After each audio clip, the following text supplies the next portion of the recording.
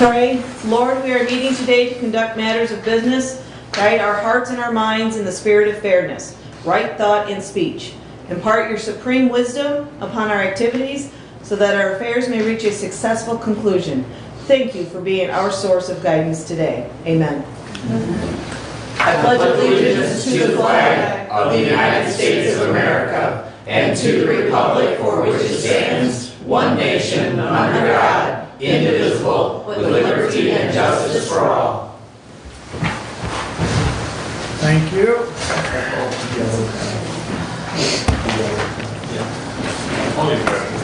So a member of the public may address the board after receiving recognition from the chairperson and giving his or her name. Public comment shall be limited to a period set aside at each meeting for such purpose, and each speaker shall have the floor for no longer than 5 minutes unless the board grants an extension. That is Board of Rules, or Board of Commissioner Rules of Procedure and Bylaws 5.13-3, and we also ask that you be respectful. And with that, I will open public comment. Carla, let you go. Good morning, Commissioners. Good morning. I'm Carla Adams. I'm from Ward 4. I wanted to bring forth some things that arose. On the ARP money, there was contingencies to that money, meaning it was supposed to be used for emergency purposes only because it violates your citizens' rights, ability to move freely without being told what to do by the federal government. So if the government said, oh, people have to be vaccinated, it's a continual thing. Whatever they say, we have to do. And it's my understanding that there's going to be a $9 million ARPA fund used, plus a 0.75 millage to build towers or to renovate towers that aren't even ours. So I wanted to put that to your attention. We all want to know what's going on with that money and why it would be the most important thing to do right now when we just almost lost our country, and now we're gonna, hold it accountable to our kids for towers that I believe we don't need. There were boosters for cell phones. There is plenty of ways to get through with communication to wherever it needs to be, in my opinion. I don't believe that it should sign our rights away, that it's that important. There's a lot going on. The next thing is, I want to bring forth, me and Kelly wrote letters about a $100,000 van that was purchased through the Board of Health, that there was an accident that wasn't reported, and then when they reported what happened, it was a lie. They ended up giving the Board of Health director a raise and renewed her contract. I want to play a video of what's going on with our road commission with the same type of thing. This is Bob Godfrey. Upside down. I'm requesting a police contact report filed with the incident report regarding Eric Sanders and the accident with the blue tile. Would also like the insurance report filed regarding the accident. Okay, there is no insurance report. No insurance report.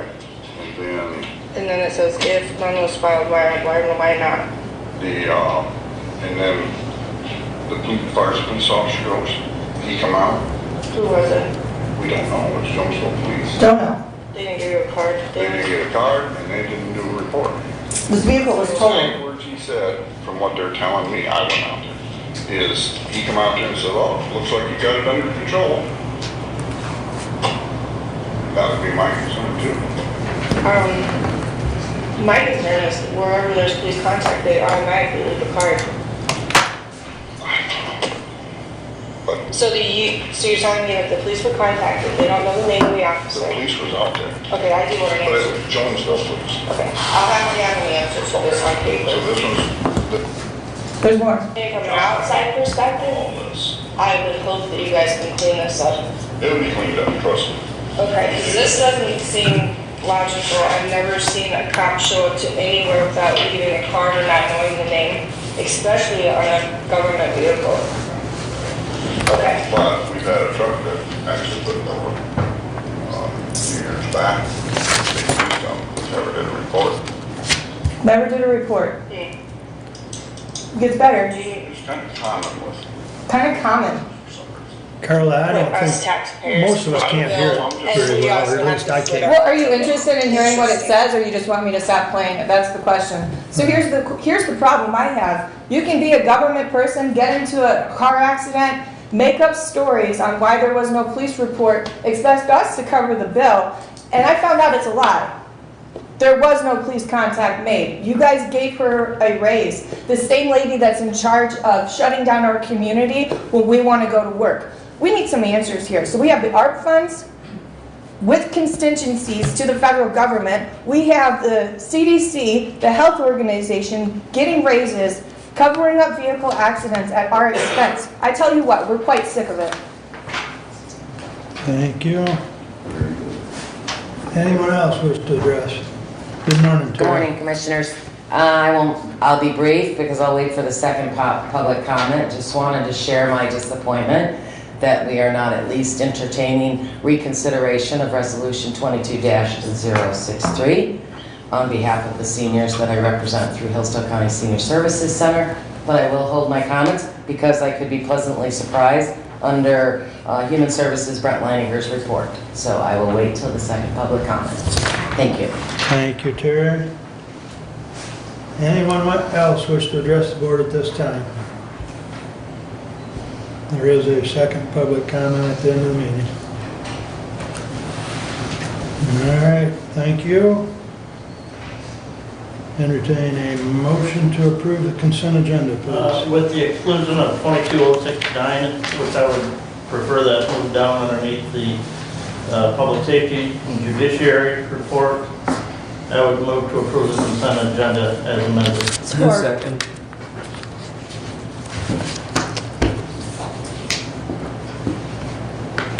22069 is the resolution following up the motion. Okay.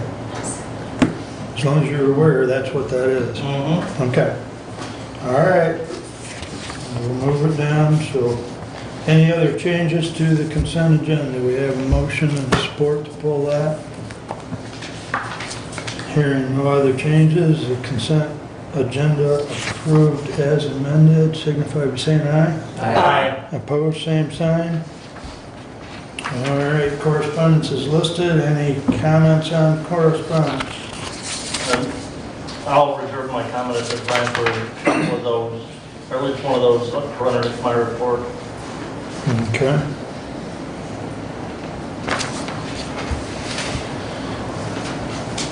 Anyone else? All right, moving along to the regular agenda.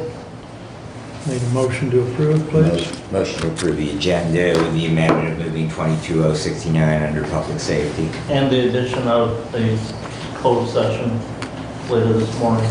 Correct. That will happen at or near the 10 o'clock hour.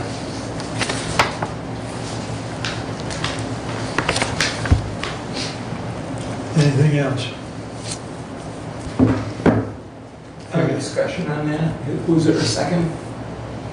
I will Support. second. Oh, you were support, okay. Yeah, I With thought, those additions. Right, sorry.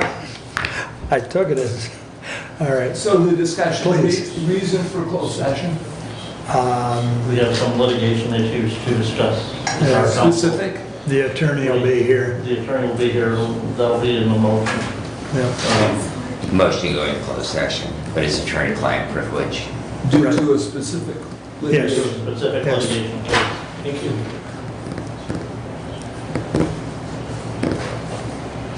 Any other comments on the regular agenda? All those in favor with the changes signify saying aye. Aye. Opposed? All right. You're up, sir. All right. Shamar? Well, good morning, Commissioners. Good morning. I want to start off by saying thank you for having us. My name is Shamar Heron. I am the Executive Director of Michigan Works Southeast. We are your workforce development agency, and we're proud to be back here this year, slightly better numbers, and be able to report that we are clawing out of the effects of COVID day by day by helping the Hillsdale community. It's a pleasure to have Misty Schulters, our Deputy Director, as well as Sandy Valance, our Service Center Manager.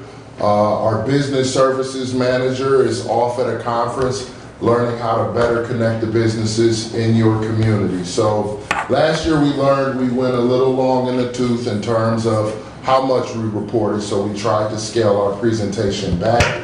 But we do have a little bit of information to share with you as well as the audience. So we could go to the next slide, please.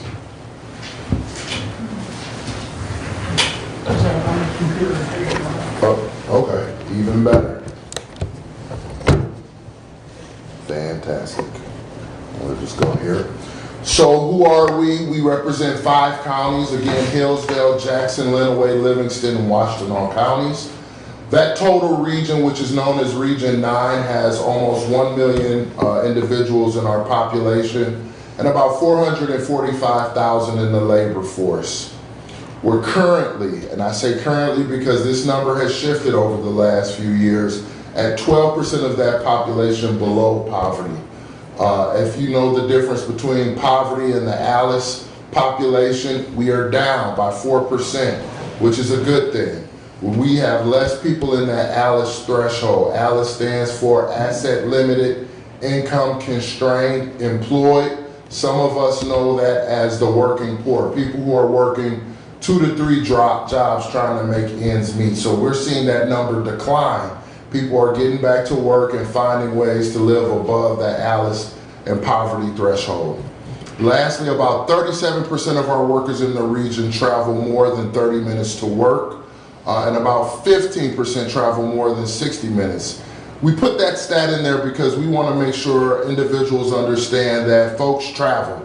These imaginary county borders that we work within in terms of being governmental agencies, our everyday people are crossing those lines every day to get to work.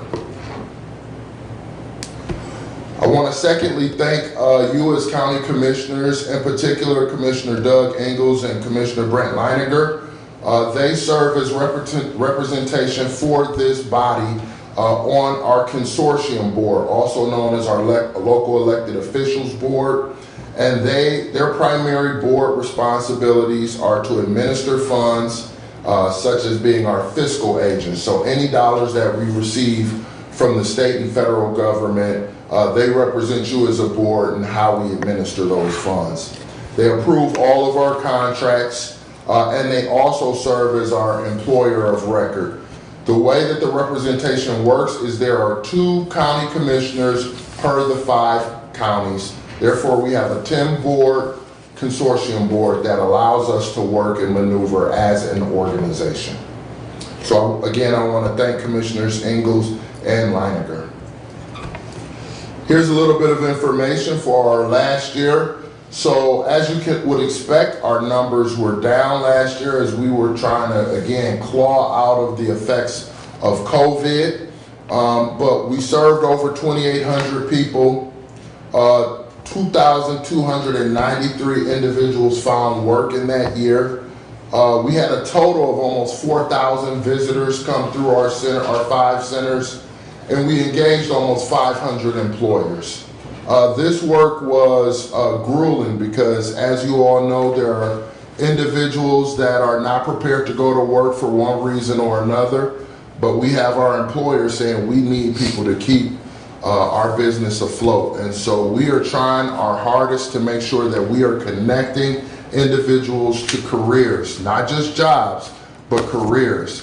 In our eyesight, a job is anyone can work at the gas station and they go work at the bowling alley and they work at the grocery store. We're trying to help individuals prepare for careers. So maybe you get your CNA or your CNA first, and then you become a registered nurse, and then you can work your way up to a physician's assistant. That creates a continuum for a career opposed to just hopping around. Nothing wrong with hopping around, but if you want to maximize your talent, we ask that you start to think about the long game opposed to the short game. And it usually attaches itself to wages. So you see your wages exponentially go up, when you are focused. I'm gonna do a couple more and then I'm gonna pass it off to Misty, who's gonna talk about business services, and then Sandy's gonna round us out with some things that have happened in particular here locally in Hillsdale County. So a couple highlights that we want you to know we're focusing on. Number one is industry collaboratives. That's where we try and get several employers from one industry in one group, and we talk about all the problems that they're having, and we focus on a couple of them to solve the problem for the industry. Opposed to us going to all 1,000 businesses in the community, we pick an industry and we focus on the needs of that particular industry. So that is work that is happening now, and you're going to start to hear more of it, and I'll be proud when we can come back and report on the successes. Tomorrow, right in Hudson, Michigan, right next door to you all, or excuse me, Thursday, not tomorrow. I'm getting excited about this event. So Careers of Today and Tomorrow. It is an event that we're having at CSI, or the Center for Science and Industry, again in Hudson, Michigan. You are all welcome. You're my special guest. If you'd like to join us for this event, in the morning we will have high school juniors and seniors who are undecided. They're not quite sure what they're going to do with the rest of their lives, which is a huge window for them. We want to engage them with employers. We'll have over a dozen employers there who have hands-on activities for the young people to understand. So Consumers Energy will have a light pole that they can climb safely, very safely.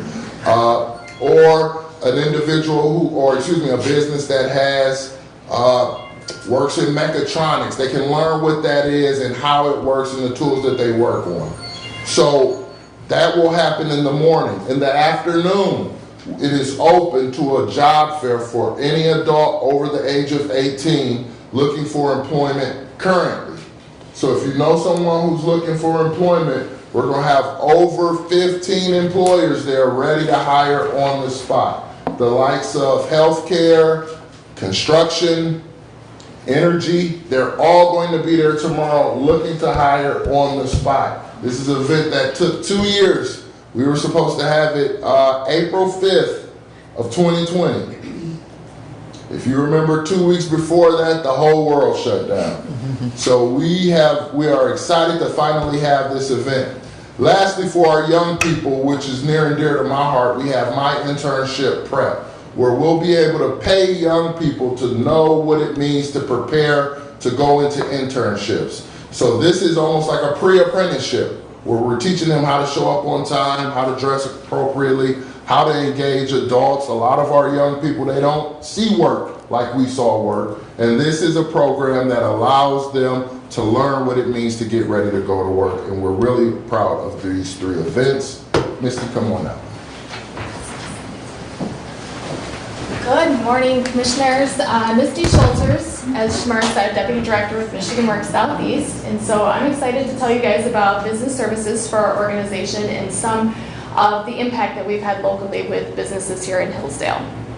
So our business services, our primary goal with that is helping local businesses build resiliency by connecting them to services that lead to a better future. We do that through a variety of methods and tools that we have, grant opportunities such as on-the-job training, incumbent worker training, and Going Pro Talent Fund. So we can use some of those resources to help a business with their current hiring needs and then also future. We also are focusing on apprenticeship expansion and development.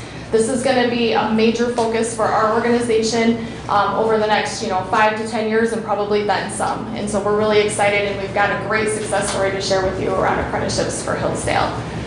Job posting assistance and candidate search, so we can help a business. A lot of times we find our businesses do not have resources that can focus on human resource activities, such as creating a job description, putting that out there, doing the candidate search. And so that is something that our business services department can help our small businesses with.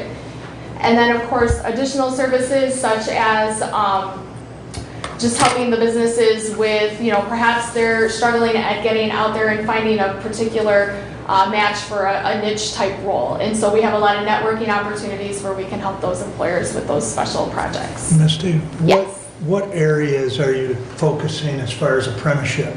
Yep, so really we have not anything's possible, right? Okay. And so there's a lot of non-traditional apprenticeships that we can help a business get into, such as like bee making, or we've heard a lot about home brewing, right? And so those are our non-traditional apprenticeships. But then we also have your typical registered DOL apprenticeships, such as electrician, plumbing, construction, those types of activities. Not beat making, we're not getting into genetics. Honey making, thank you. Make it honey. Yeah, and I don't want you all thinking we got a special lab. Well, I was thinking long-term future, right? Like Yeah, 25, 30 years yeah. out, maybe we'll have that technology, right? All right. Thank you. So previously I mentioned Going Pro Talent Fund. So this is a competitive grant that the state puts out on an annual basis. We assist employers, small to medium-sized companies, with their application, and they submit that to the state, who then reviews and determines who is awarded. And so you can see here in Hillsdale for 2022, these 5 companies and the amount that they were awarded. And so this funding helps them with their current upskilling of their current workforce, and then also any advanced or additional individuals that they want to bring in to expand what they have going on. So work-based learning, we look at work-based learning as on-the-job training, paid work experience opportunities where we can actually connect an individual with an employer to try that career out before they sink a lot of money in an education in that field that maybe just won't be a match once they get that experience. And so for Hillsdale through April 2022, you can see we have done 17 total work-based learning contracts, specifically on the job training. And so what that does is it helps cover the cost of a new hire and during their training period. So if, let's say it takes 800 hours to train an individual to get them acclimated with the new organization, we can help cover the cost of their wages for half of that. And last year, we promised you double. We're already there, so those numbers are growing exponentially. Yes. Yep. In fact, I think I signed 2 more just this week for Paragon Metals, so those numbers are increasing as we speak. Another work-based learning opportunity that we have is incumbent worker training. And so what incumbent worker training does is it takes an individual that's been with the organization at least 6 months, and it provides them an opportunity to upskill so that they can advance within the organization and obviously continue their wages, learn more skills, but it also opens up that entry-level position so that we can continue that flow of individuals into the organization. And so you can see we've done 2 for the current year with Acme Mills and then Ross Design and Engineering. And so that's money that will help offset that cost of upskilling their workforce. So apprenticeships. Cobra Moda is the newest registered DOL apprenticeship for Hillsdale County. A little background information on Cobra Moda. So they do 3D printing technology, and they use a very special metallic metal. And so the apprenticeship is going to be an additive manufacturing apprentice. And so they've got an individual that they really want to learn this business, and it's unique and it's special. And so we've worked with the state, and we have that registered DOL apprenticeship for them right now. And so that's just one. Like I said, we have a major focus on this, and so we are internally educating around apprenticeships in that process, and we are talking with our business community about what an opportunity apprenticeships provide for them. So we expect that number to double the next time we see you too. You know, double is kind of low. I might say even, quadruple. Are they in Jonesville, Chris? Cobra I missed Moda, No, they're in the industrial park out here in Hillsdale. Okay, thank you, because I wasn't quite sure on location. thank you. Yes, so our employer success story. So I'm going to read to you exactly what our local business service coordinator, Sally Clark, had to say about working with Paragon. So as a new business service coordinator at Hillsdale, I've had the opportunity to meet and listen to the immediate and long-term training needs of Paragon Metals. After COVID, Paragon found they required hiring additional CNC and general operators. The need for training increased due to new team members on the floor. We made a plan to have each new hire see if they qualified for on-the-job training grants. Together, we have worked diligently to enroll as many new team members as possible to help offset the exorbitant cost of training. In the past few months, 11 participants have qualified, which we now know that number has increased to at least 15. And we are working on an IWT grant to help upscale the staff that have been with Paragon for over 6 months. The grant dollars awarded have helped Paragon maintain a robust training plan and have given the new hires a better success rate due to their exceptional training. So that's just an example of how our business services, we can break, right, on the job training, IWTs, and bring those together to be able to help the local business. And I have the pleasure of having Sandy Valance come up and share job seeker services. Good morning, everyone. Morning, Sam. We were trying to decide if we wanted to be up here at the same time, and I'll be honest, if Shamar's up here and then it's Misty and then you see Sandy. So we decided to do it definitely Well, you say separate. that like we can see things. Yeah, see, and I even have heels on. Come on, people. I make it up for impersonality if you didn't know that, though. There you Okay, now how do I progress? Which button? The arrow, The end? yeah. This one? No, arrows. Okay, gotcha. All right, so last year when we were up here presenting, expungement was one of the things that we wanted to do. So we had an expungement orientation, which was virtual, and that was in October. That was put on by Just Safe Michigan, so that's one of our partners that has been at the forefront of trying to get certain convictions expungible. So, and then we had our actual in-person expungement fair.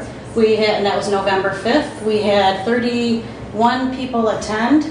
We had 17 that were had expungible offenses. Some were for out of state, some were too early. You have to be not in trouble for 5 years, so some were still in that 5 years, so that's why some of them were ruled out. Very successful in our opinion, just having an expungement fair. We know there's a need. We'd love to have another one because as of February this year, the operating under influence, if you only have one, that is now an expungible offense as well. So we're looking at having another one, hopefully by the end of like fall or so. Then we worked with the Hillsdale Area Career Center Job Fair. They just had that last week. So let me go back to the expungement because I don't want to not represent the partners that were involved because there was a lot of work involved. So we had County National Bank who donated $1,000 for individuals that couldn't pay for any part of the process. We had Judge Stiverson and Judge Lindsay give free vouchers to get their court records free because it was all cost. iChat was free. We had the Sheriff's Department that offered free fingerprinting for that day of the the fair. So I didn't want to leave those out because that was a very important partnership that was pulled together to make that happen. Then the Career Center. So we just had a job fair with them. That was for mainly their seniors. There was 32 employers with 62 visitors, which means a lot of the employers had 2 or 3 people at their tables, so they could get up and mingle and talk while the other, answer youth questions. The youth were prepared through the resume. They had mock interviews, how to dress. We're waiting on the survey results as we speak, but all the employers I went around and spoke with were very impressed with how the youth were prepped and ready. We had a handful of youth that were offered positions right on the spot, and they haven't even graduated quite yet. So very excited about that. And then, because they got through quicker than we anticipated, we had an opportunity to open it up for 40 juniors to also go through and talk to the employers. They weren't quite as ready because we were really focusing on the juniors, but at least this year they got a little tip of the iceberg of what to expect for next year because we do want to do this every year. The video on the Hillsdale City website. So I got a call from Kelly LaPresto, who was working with a vendor looking at revamping the Hillsdale website, and she was reaching out to partners, and so we had some funding available, and so now we have our services also on that website, which is awesome. The adult education services through the county jail, so that was another thing that we talked about last year. We have started that process. It has been very slow because somebody that is in the jail system can be there for 365 days. So the sheriff wanted us to figure out there are people that wanted to work on their GED, high school diploma, while they are in jail. So we have Mach 1 mobile units like an RV. If you haven't seen it, you're welcome to come over on 21 Pier Drive, and it's right out there in our parking lot. But if they have enough people interested at the jail, our plan was to bring that Mach 1 to the jail system and then get on the jail, on that bus and kind of do their work. And we have a staff member that was going to go to the jail system and also help. We had 2 individuals that were ramping up, ready to go. One got released early, which is great, and the other one decided to go somewhere else. So we haven't gotten great results yet, but by next year, I anticipate we will. So get ready for that. We also support our community whenever we get an opportunity. Denim Days, which is domestic harmony. So we supported, what that is allowed the staff to wear jeans on, I'm going to get that, I don't even want to slaughter the date. It was in May. And then we donated, if we wore jeans that day, we donated money. So we have 8 people that donated. We donated $60, which I think is pretty awesome for domestic harmony. We also, during COVID, we're trying to figure out what we wanted to do around the holidays. So we decided in October that the schools, it shouldn't be on the teachers to have to provide all their supplies for all the students, or the parents, really. So we took a donation, and we decided based on where the staff had their children, we did a drawing, and we split the donations between Jonesville School and Will Carleton Academy. And then the success story that I have is actually the Trade Adjustment Act. So those are for companies that have been outsourced, closed, and are outsourcing what they're making. So this individual, he was laid off from Interdyne, which is in the industrial park, or was. He'd been there for 15 years. TAA is our Cadillac of any program that we have. This is the one that people want to be in. It's more open. They don't have as many restrictions. So this one, we were able to do a commercial pilot's license. He is in training right now. He's about done with it. They've already called us, and they would like to hire him on the training facility to help with training, and also he's going to start getting paid. Anytime they're driving around with students, they have cargo supplies that they actually are taking places, and they can get paid for doing that while somebody else, while they're getting trained as well. So he's going to start doing that as well. We provided a lot of supportive services, his training. There was a simulator that he needed to work on at home, so we took care of that. There was some computer software he needed, so we took care of that. So he is well on his way, and he will be driving solo here pretty soon. So, how can we work together? So kind of wanted to know from you guys what you would expect or want to see for the work that we do with workforce development. So I kind of wanted to just open that up as well, to give you, because we've been up here talking, so I know you guys got some stuff to say. If you have any thoughts, please let us know what you'd like to see. Gotta sell it harder, Sandy. Go ahead. Need your help. What do you want to see for Hillsdale County? Any thoughts? I know you weren't planning on me doing this either, so, but next year you'll know I'll be asking, so you can be a little more prepared. Any ideas? We'll put Brent on the spot. They do that a lot to you? They do. Yeah, unless Doug, you want to go first? Yeah, I'll go. So, first of all, I want to thank Shamar and team. Michigan Works at Southeast is terrific in our community, and the work you do to provide for our residents and helping them grow what they can do for themselves. That's important, and we appreciate that in a big way. Specifically, your question of what can you do to help, do more of what you're doing. In fact, do more of what you're doing. It is having an impact, and it matters for what we have here. As far as the future, all communities, particularly rural, are struggling. It's very difficult. Funding is hard. Jobs are difficult. We need help with that as well. Bringing industry in that fits our community. We can't have an employer that's oversized for what we have because we don't have the infrastructure of the employees. But what we can do is ramp ourselves up in a fashion, we're not in the city area, we're not even in the next layer, we're even further away from that Ann Arbor, So our residents need help as well. And if we can structure programs that fit those needs, that would be my request. But I do want to thank you so much. Well, thank you, and I want to thank you because you actually, from a year ago when we presented, you came over and actually visited our center, and we had a great conversation. So that's open to anybody that would ever like to see our center, what we do there, so come on in. I know, let's see, there's our contact information, but I did want to open it up a little bit about a need that we're starting to see. We're having youth, believe it or not, I'm getting old, but having my license was something that was a benefit, right? It was something that you just wanted to have. Youth of today don't seem to have that same desire to want to drive. And so the ones that do, we're noticing that no one wants to let them drive with them to get their hours. So to get their permit and to get their actual license, they have to have so many hours documented. But I don't know about you guys, I didn't even want my own riding with my own kids when they were going through it. I'm certainly not going to volunteer to have somebody else's kid that I don't know. But that is a need that's starting to get bigger and bigger. So if there's anything that you can see, or that gap that we could fill, or there's funding available, somebody that just...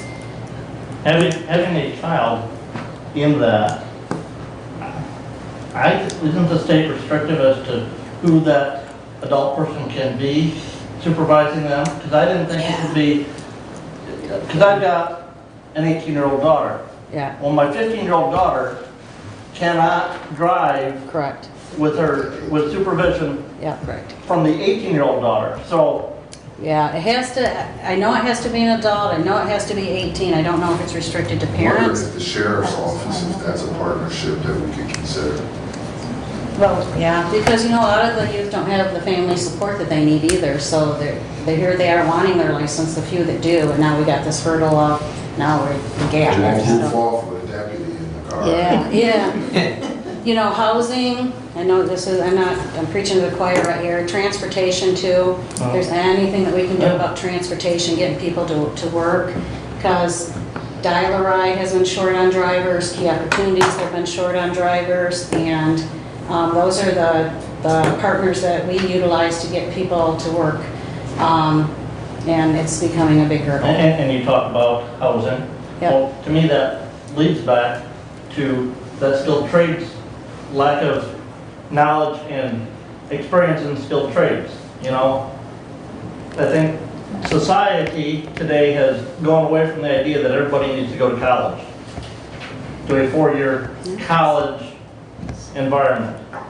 You may need additional training, but our local school is working to try and get that additional training to those students even while they're in high school, getting them out on job place training, getting them into career-focused training, and getting them set up so that they don't necessarily have to take additional training once they leave high school, that they can go and enter a productive job opportunity, that after they get there, they can continue training and continue learning to grow, but they become productive citizens of society right from the get-go. Right.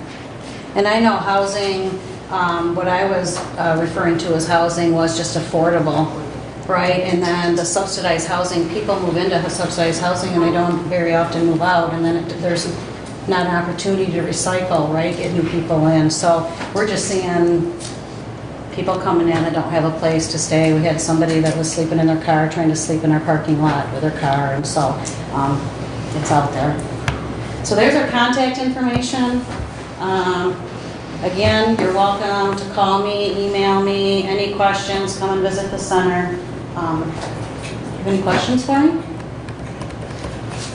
I do have a question. Yes. Are you seeing the employers in the county that they're filling their jobs, or are there a lot of openings that they're having trouble? There are still a lot of openings. They are getting better about filling them. I think people are finally realizing that unemployment is done for the extensions and all that, so they are starting to come in and seriously look for work.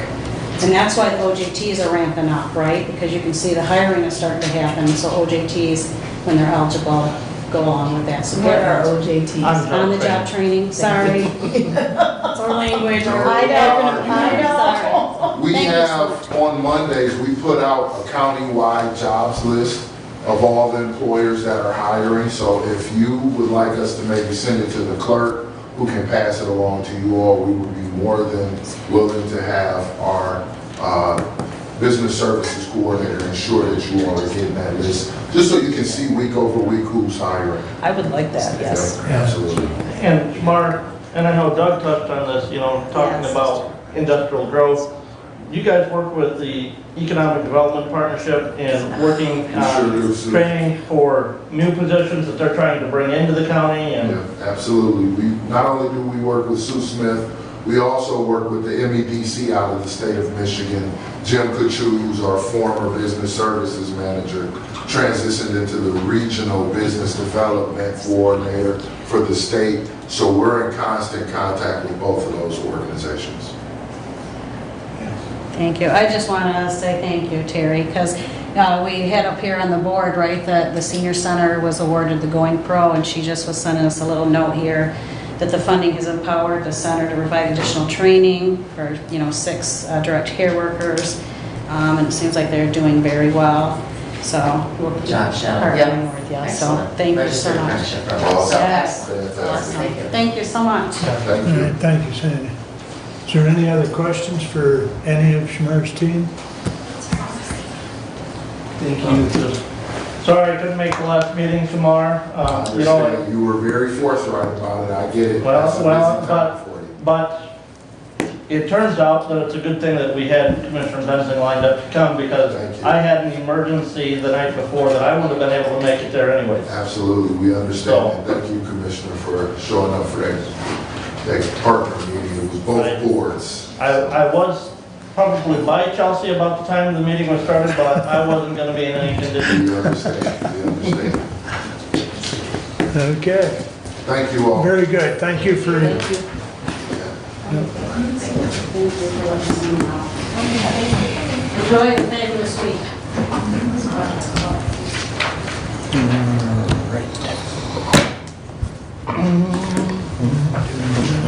see. All right, we'll start into committee reports as soon as you're wrapped up there, Brent. Hear you. They can't hear you. I don't know I if you said- heard that. I didn't say it very loud because he was wrapping the cord, Okay. but I said we'll start into committee reports. So Mr. Leininger was wrapping up the cord, that's why I wasn't very loud.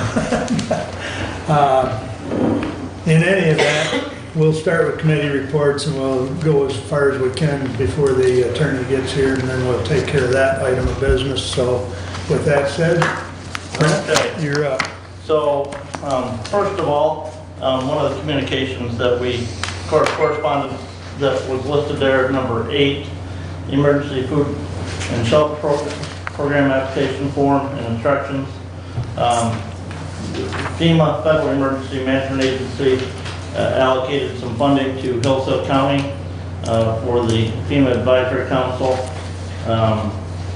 That funding is available to nonprofits within the county based on that application program for emergency food and shelter.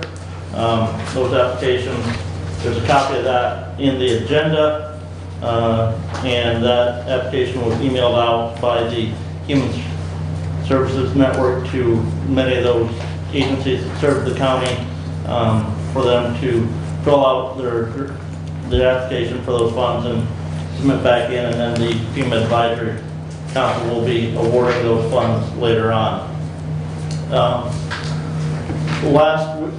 Yesterday, I do believe, the clerk emailed out to everybody the invitation from Region 2 Area Agency on Aging for the annual celebration event, which will be held on Friday, May 20th at 10:30 a.m. in Brooklyn.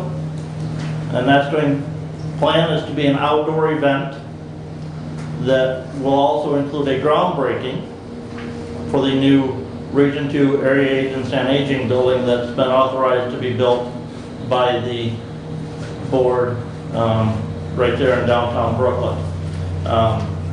We had a special board meeting on the 29th of April at Region 2 Area Agents and Aging because the bids had come in over the authorized amount for the building committee to go ahead and contract on that. After a lengthy discussion, it was voted on to approve the expenditure of up to $8.8 million to build that new building for Region 2 Area Agency on Aging in Brooklyn. That is coming out of the agency's fund balance, which at the end of last fiscal year, September 30th, 2021, the agency had a fund balance of $13,283,438 of unrestricted fund balance, and that has grown even yet so far this fiscal year. So those funds will be going to build a new building. There was, again, like I said, a lengthy discussion on that. Thoughts, but the majority of the board was to go ahead and expend those funds for that new building. You all should have also received an email in the last week from MSU Extension regarding the posting for the new 4-H Extension Education Agent for Hillsdale County. If you know anybody who is qualified for that, please encourage them to apply at Michigan State University. As Ms. Veer said in her opening comments in the public comments regarding the senior center millage, there's been some communication going back and forth, and I got a copy of an email from our attorney last night regarding a letter that the senior center's attorney had sent. And, you know, as a reminder, 2 weeks ago when we approved that ballot language, it's not a replacement. It's not a renewal of the existing millage. It is a replacement. And that ballot language is consistent with the other millage language that the county has used in the recent past, meaning the ambulance millage and the mental health millage that we have in place in Hillsdale County. And so with that, and going to the full mill, you know, it is not a renewal. It is a replacement, a new millage going to the full mill. And so, you know, there's some different language that can be used, so we're not going to necessarily use the same language. And so I think that language is good as it stands, and I don't think we need to take any additional action on that item at this time. And we have submitted that to the clerk to be presented to the voters in August.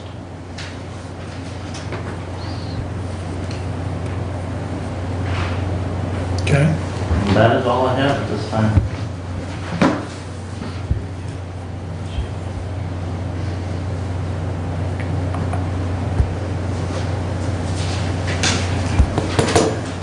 I would encourage anybody that has not been up to one of the Region 2 open houses to go. It's usually a nice event. Hopefully the weather's good that day. Sounds like it'll be outside. Unfortunately, I've already got plans for senior activity that day. We have Going to see my 95-year-old aunt down in Decatur. well, we have our annual meeting will be the day before, Thursday afternoon. And then that morning, that'll be the groundbreaking ceremony. So that was what time on the 20th? That is 10:30 a.m. Okay. And again, Marnie forwarded that invitation to everybody yesterday. I remember seeing that, yeah. I believe we got it correctly as well. I'm not sure if we Yeah. did. I believe so. usually get it twice. Yeah, I think Greg said it to all of us. Yeah. Okay, any questions for Brad? All right. Brad, we'll move right over to you. All righty. We'll begin with resolutions. My clerk tab. Probably start with 69 if you would. Exactly. And so this is just the follow-up resolution to the motion that we approved at our last session. Commissioner Leininger had just wanted some additional reinforcement to have part of the discussion. He did discuss with me bringing it down to under my committee. So 22069 to the Honorable Board of Commissioners, whereas the Hillsdale County Board of Commissioners accepted the proposal for a countywide simulcast system MPSCS add-on from Motorola, as well as a proposal from Rocom Incorporated for unification fire pagers totaling $9,963,517, contingent upon the approval of a millage levy by the qualified electors of Hillsdale County for this purpose not to exceed .76 mils for a period of 10 years. This proposal will be placed on the August 2nd ballot, 2022. Furthermore, that County Legal Counsel be requested to prepare the language for the ballot proposal. Additionally, the issuance cost of the bonds, estimated at $236,450, will be taken from the American Recovery Plan funds, and I would move for adoption. Second. All right, and just as a follow-up to this, Commissioner Leininger's concern was that if this was not approved and/or we were to find additional funding sources, either through the state or federal appropriation process, then this resolution asking for a millage would not be appropriate. And just to clarify, we would need to come back and adopt a different resolution if we were to go to a different funding source, and then we would also not need the funding from the ARP funds in regards to paying for the bond costs. And then, Commissioner, if you had any additional comments. Like I said, I am a firm believer in what we adopt, what we say, and that language has meaning. And this language, as written, the approval for this bid is only except on the voters approving the millage. Correct. So, should we decide some other source of funding for this system, this resolution will not bind us to that bid. It does say it's contingent upon the approval of. Well, I mean, we have rescinded and rewritten resolutions before. I guess that would be my contention at this point, because this fits where we're at in this point in time.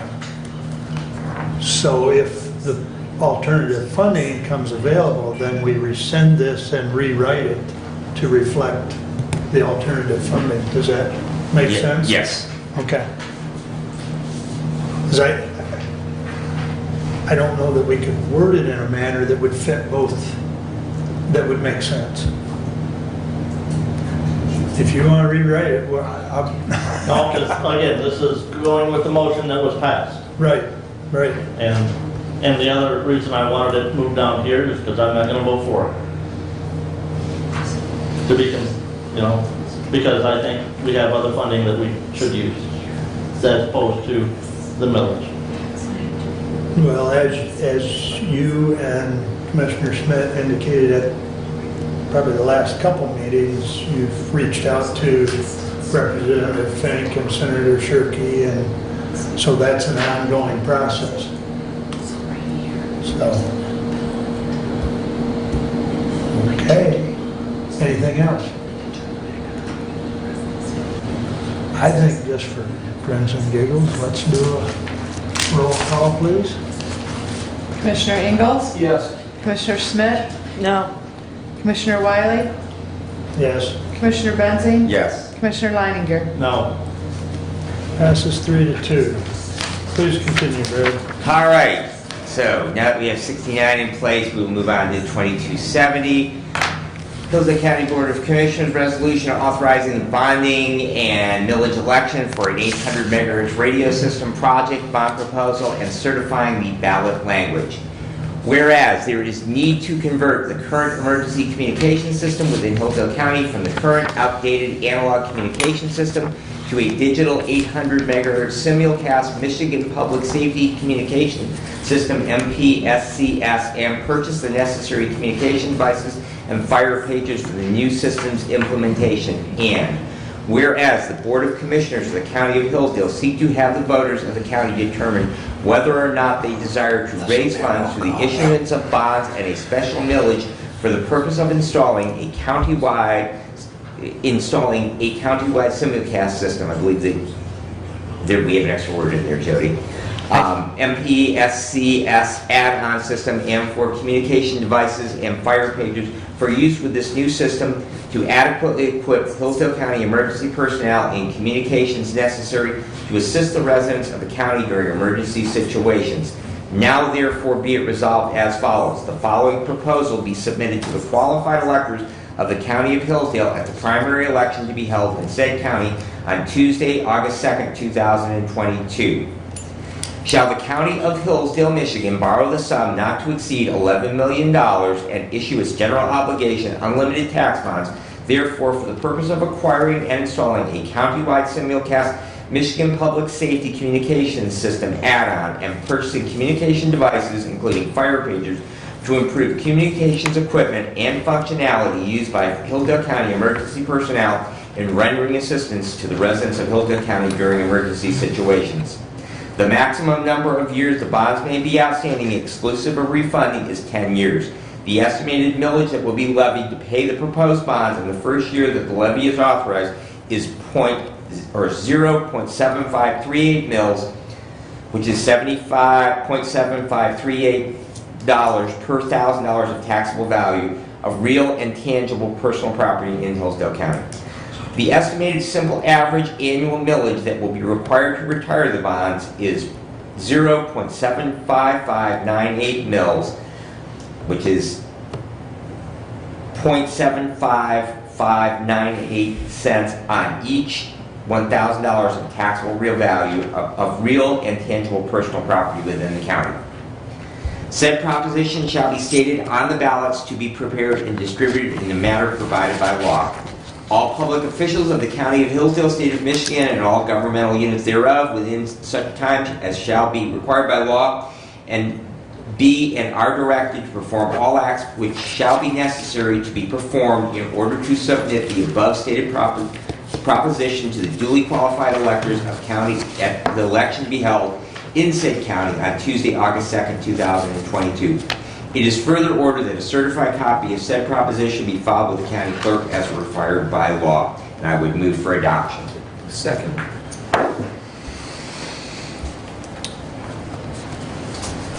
We have the resolution and support. Doug, go ahead. A couple comments. Number one, this is such an important and needed service for our emergency services that I don't feel comfortable waiting for the uncertainty of what money might be out there. If that money is available, absolutely we should pay for it. But in the meantime, this mechanism of providing these emergency services is very important. It's been stated that boosters for cell phones would be helpful. Boosters for cell phones are not emergency communication. When you're on scene and you have 20 or 30 or more with agencies that are varied, the communication on site is hugely important, and a booster fed cell phone will not do it. This emergency service is way beyond that simple analogy, and it is very needed for our community. It's important to move forward in the best fashion that we can, and part of that best fashion may be finding other funding, but waiting for that other funding is not a viable alternative in my mind. Thank you. I believe we already have the other funding. I believe the county should use 100% of its ARPA funds to pay for this system. I am a strong proponent that we need 800 megahertz radios for emergency personnel. I have had firsthand experience of the need for emergency communication up with those individuals. But the citizens of this county have already been taxed with the distribution of the American Rescue Plan Act funds. This county received $8.8 million of those funds. Countywide, every municipality in this county that has a fire or ambulance service or police department that will benefit from this system also receive American Rescue Plan Act funds. The only agency not included in that is Rating Emergency Unit, which is a non-for-profit entity, not a governmental body. And so I cannot support going to the taxpayers for another debt levy when I feel they have already been taxed enough and we have the revenue where we could enter the contract today and pay for it. The bid for Motorola, the full bid was $13,196,340. That bid didn't even include the pagers that the bid requested. Can you say that amount again, please, Mark? $13,196,340. That didn't include the pagers that the request for proposal required to be submitted. Let's make the correction. Let's make the correction. discounted Let's item- make the correction. It was not 13 million. The For discount- Motorola, the discounted price was 9.6 million. Right. Yet, let's use correct information. The discounted item was $9,698,967, which is a 26.5% reduction. Just the basic infrastructure for that system, the base figure was $9,400,103. Well, you take that, you take the 26.5% discount off of that, that's $6,908,831. The county got $8.8 million, or will get, once we receive the second distribution of it, from the American Rescue Plan Act. More than enough to cover the basic infrastructure needs for an 800 megahertz radio system, and then the local units of government can contribute to the $3,054,784 for the pagers and portable radios that's needed. I cannot support putting this levy to the voters at this time, because even with the other funding that I'm still trying to get through the state legislature, I think the funding source is already in place where we could pay for the system today and be done with it.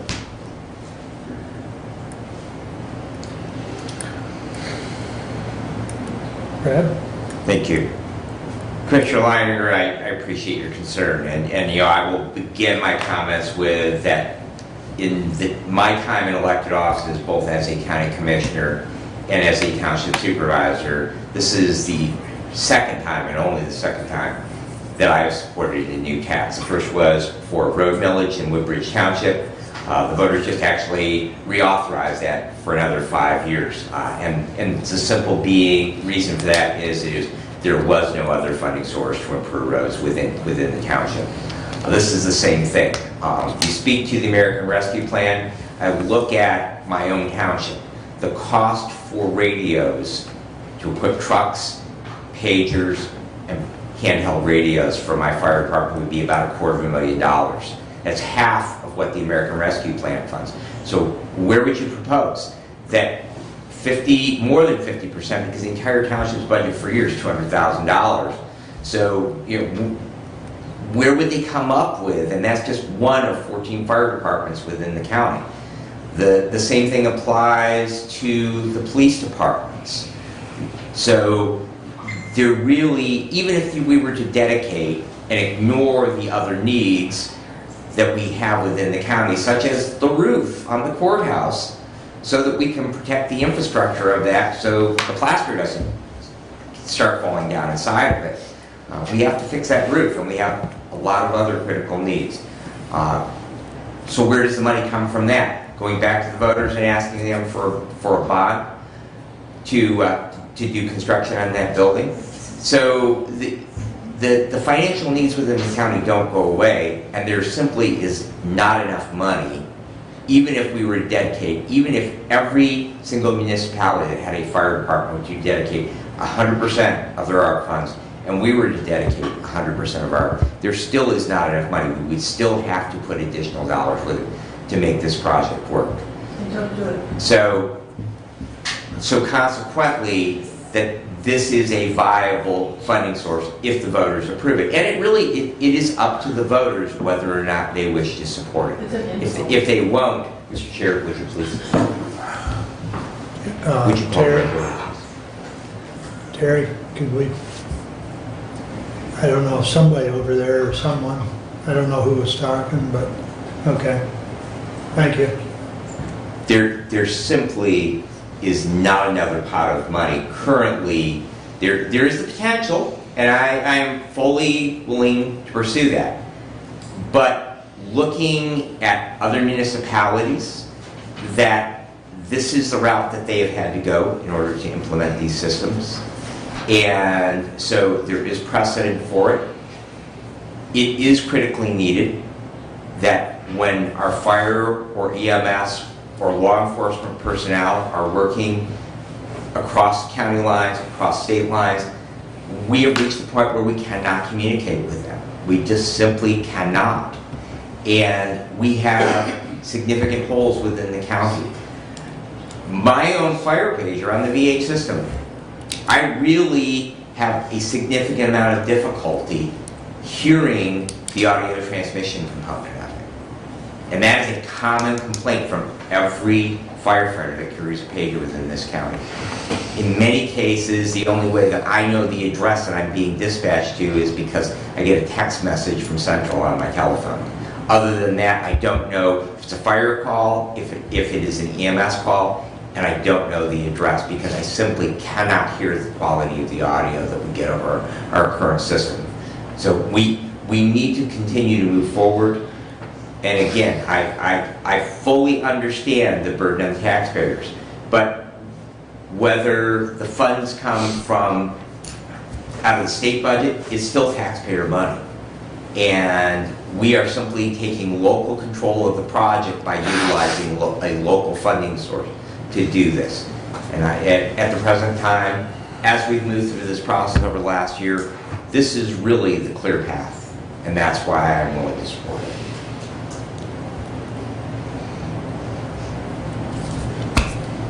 Kathy?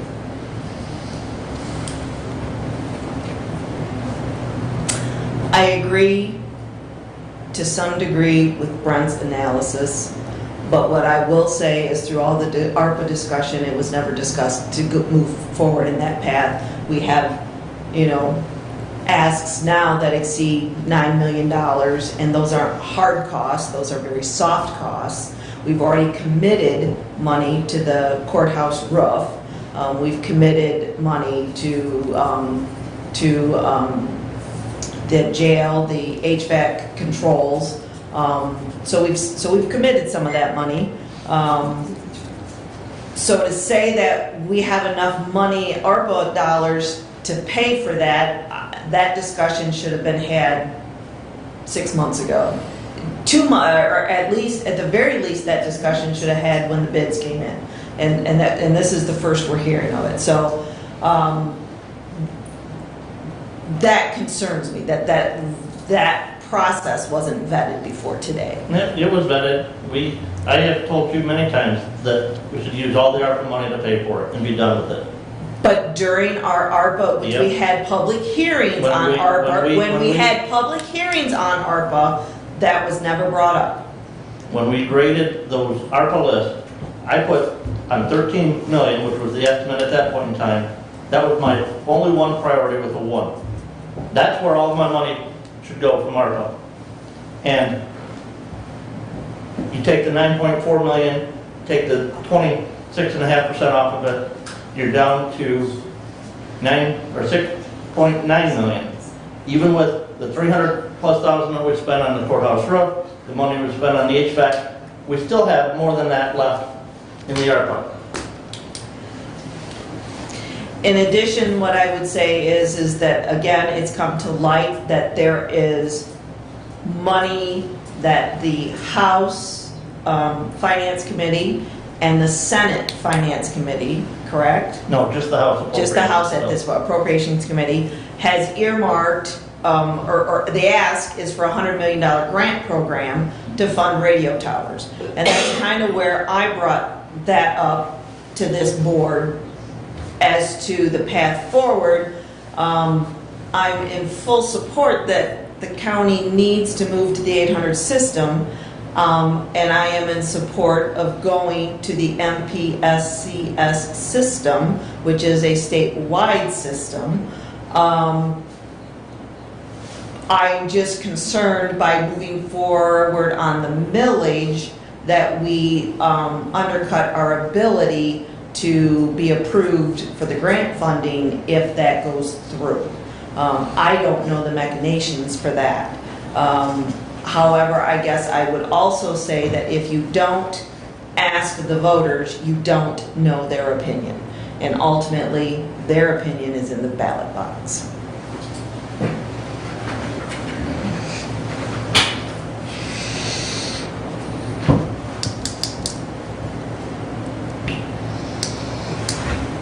And as Commissioner Schmidt referenced, that is House Bill 5790, which is the 2022-2023 appropriations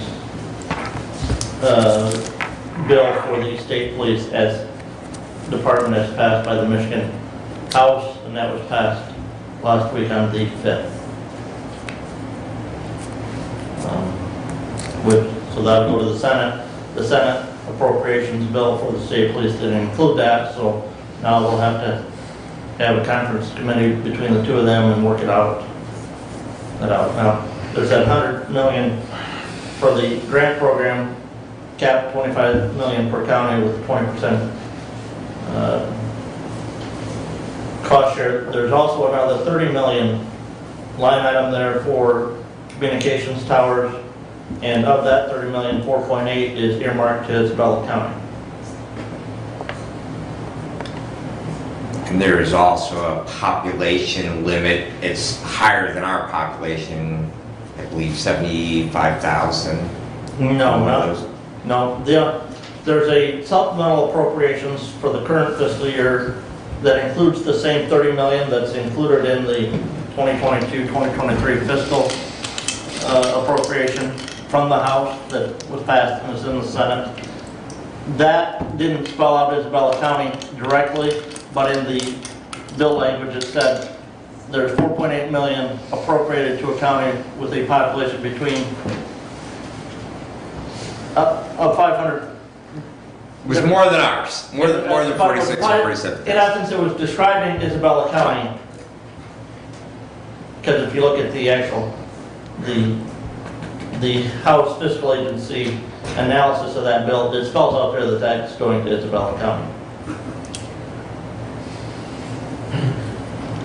Well, And again, we need 800 megahertz radios. You talk about pagers and the lack of clear, quality, concise understanding of that pager system. March 8th, I was at our local fire department, talking with the fire chief. They had a call come through from Hudson Emergency Services or Illinois County, because they have some 800 pagers because service area in Illinois County. Could hear clear and concise where that emergency was at. A little bit later, a call came through on the Hillsdale County VHF pager system. You couldn't tell what they were doing. And then I had a call come through from my house. You know, so I know really the need for it, but I think there's other avenues of revenue to provide for it than the millage at this time.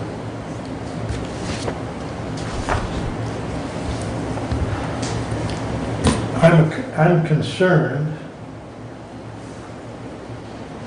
And I think I've expressed this to you. I know, I mean, and I agree with all the comments about the need.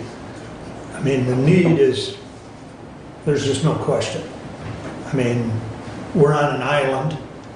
Hillsdale County is the only one in the whole southern part of the state. But I'm also concerned for multiple reasons that there's an alternative funding source that is presumably sitting in the state legislature process. We did get money through a similar process for the Harris radios.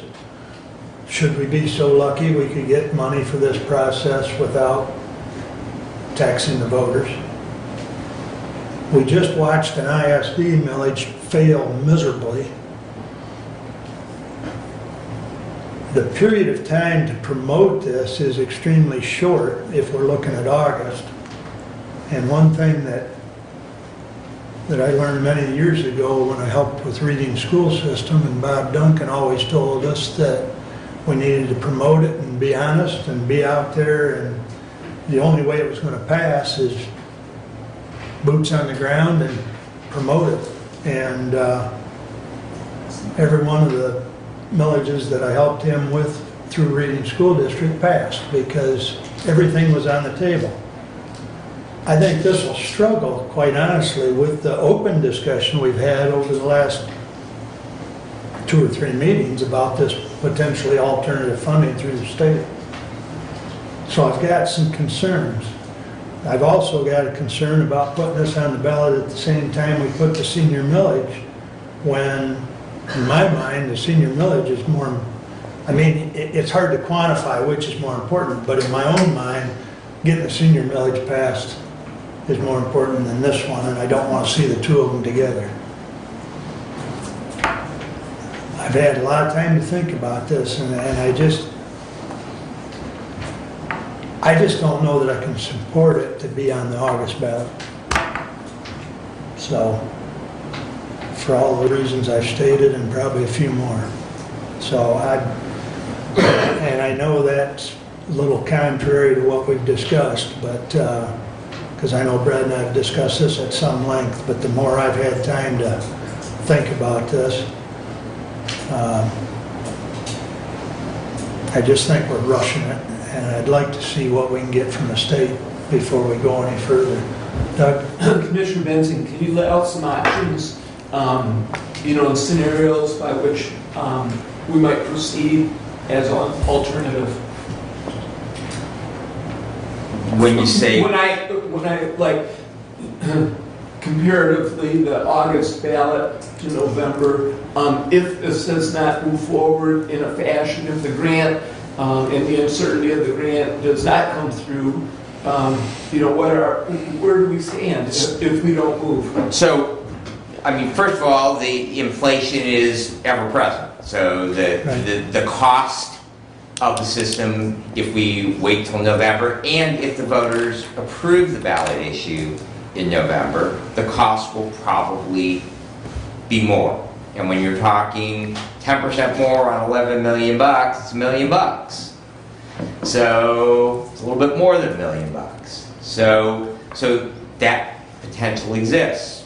The other is that if it were to fail in November, if we wait till November and fail, we will not have a regular election for 2 years. And it's an 18-month build out on this system.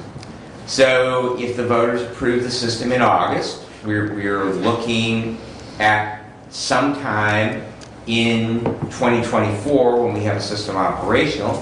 If we wait till 2024, we're realistically looking at 2026 before we have the system that is operational. None of those needs will go away. And then you also add to that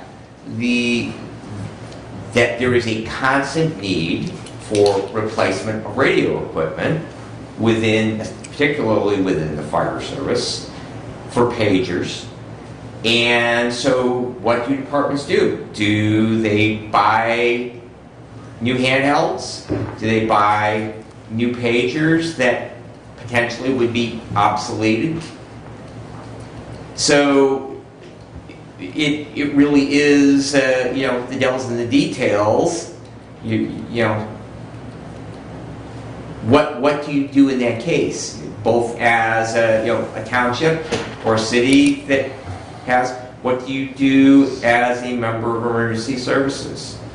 So, and if the voters don't approve the issue, I don't know that I would go back to the voters in August or in November if it were to fail in August. I don't know that it's good policy, public policy for, oh, we missed, we'll just see if we ask them enough times. I know with my own children, if they kept asking, that the no got stronger. So, I don't know that I would want to go back to the voters if it were to fail in August. So, we can either, vote this down today. I can withdraw the proposal, and we can wait and see what will happen. So, I guess I have done the work for the last year in this. We have had a finance committee review this. We have a promotion committee in place, so to speaking, to promoting it. We already have a PowerPoint production or presentation in production. We have literature in production. There has been a committee that has been formed as far as to finance promoting the idea. So those things already are in place. The only thing remaining is we need to approve actually placing the language on the ballot, and the deadline for that is today. Yeah. And Commissioner Wiley, again, I'm not in favor of the millage at this time. You talked about promoting it and encouraging the voters to support this item. We're not the ones that can have the most impact in that, on this issue. Right. Should this issue get put before the voters, we need buy-in from every police and fire and ambulance provider in the county to promote and support this millage. Because they're the ones who are boots on the ground, directly impacted by this issue. And will have the most impact in their communities in garnishing support for this issue. Agreed. I wasn't necessarily referring to us promoting it, but you are absolutely correct that the entities, law enforcement, EMS, et cetera, are the primary promoters. But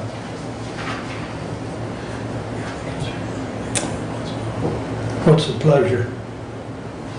Motion and second. Yeah, you've got a motion. I understand. We can either vote on it, table it, or withdraw it. That's the options. Call the question. Call the question. Roll call, please. Commissioner Schmidt.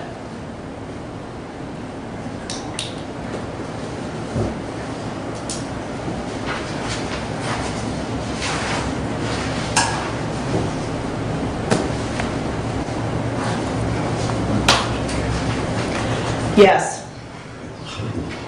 Commissioner Wiley. No. Commissioner Benzie. Yes. Commissioner Leininger. No. Commissioner Ingalls. Yes. Passes 3-2. With that, Brad, I'm going to ask that you hold to finish the rest of your Okay, report. yeah. Because I know Mr. Brewery needs to be somewhere else at 12:30. Mr. Chair, at this time I move we go into closed session. Before we do that, I need to use the restroom. Okay, move for a 5-minute recess. Okay, we'll do the recess, then we'll go in closed session.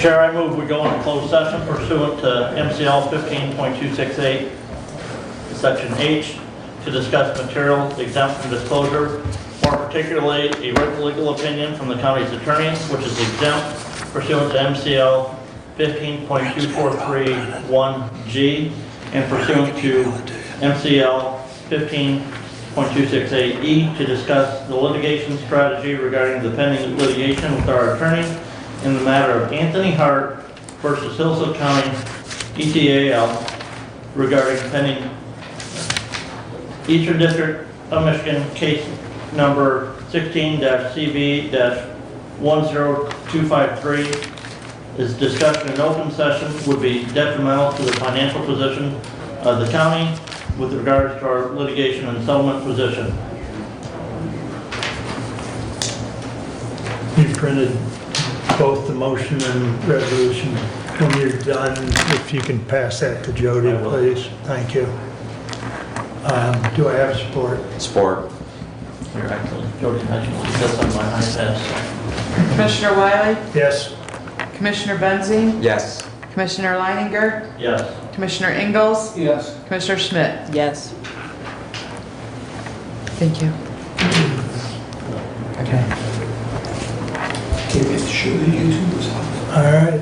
Yeah. You have the floor, Andrew.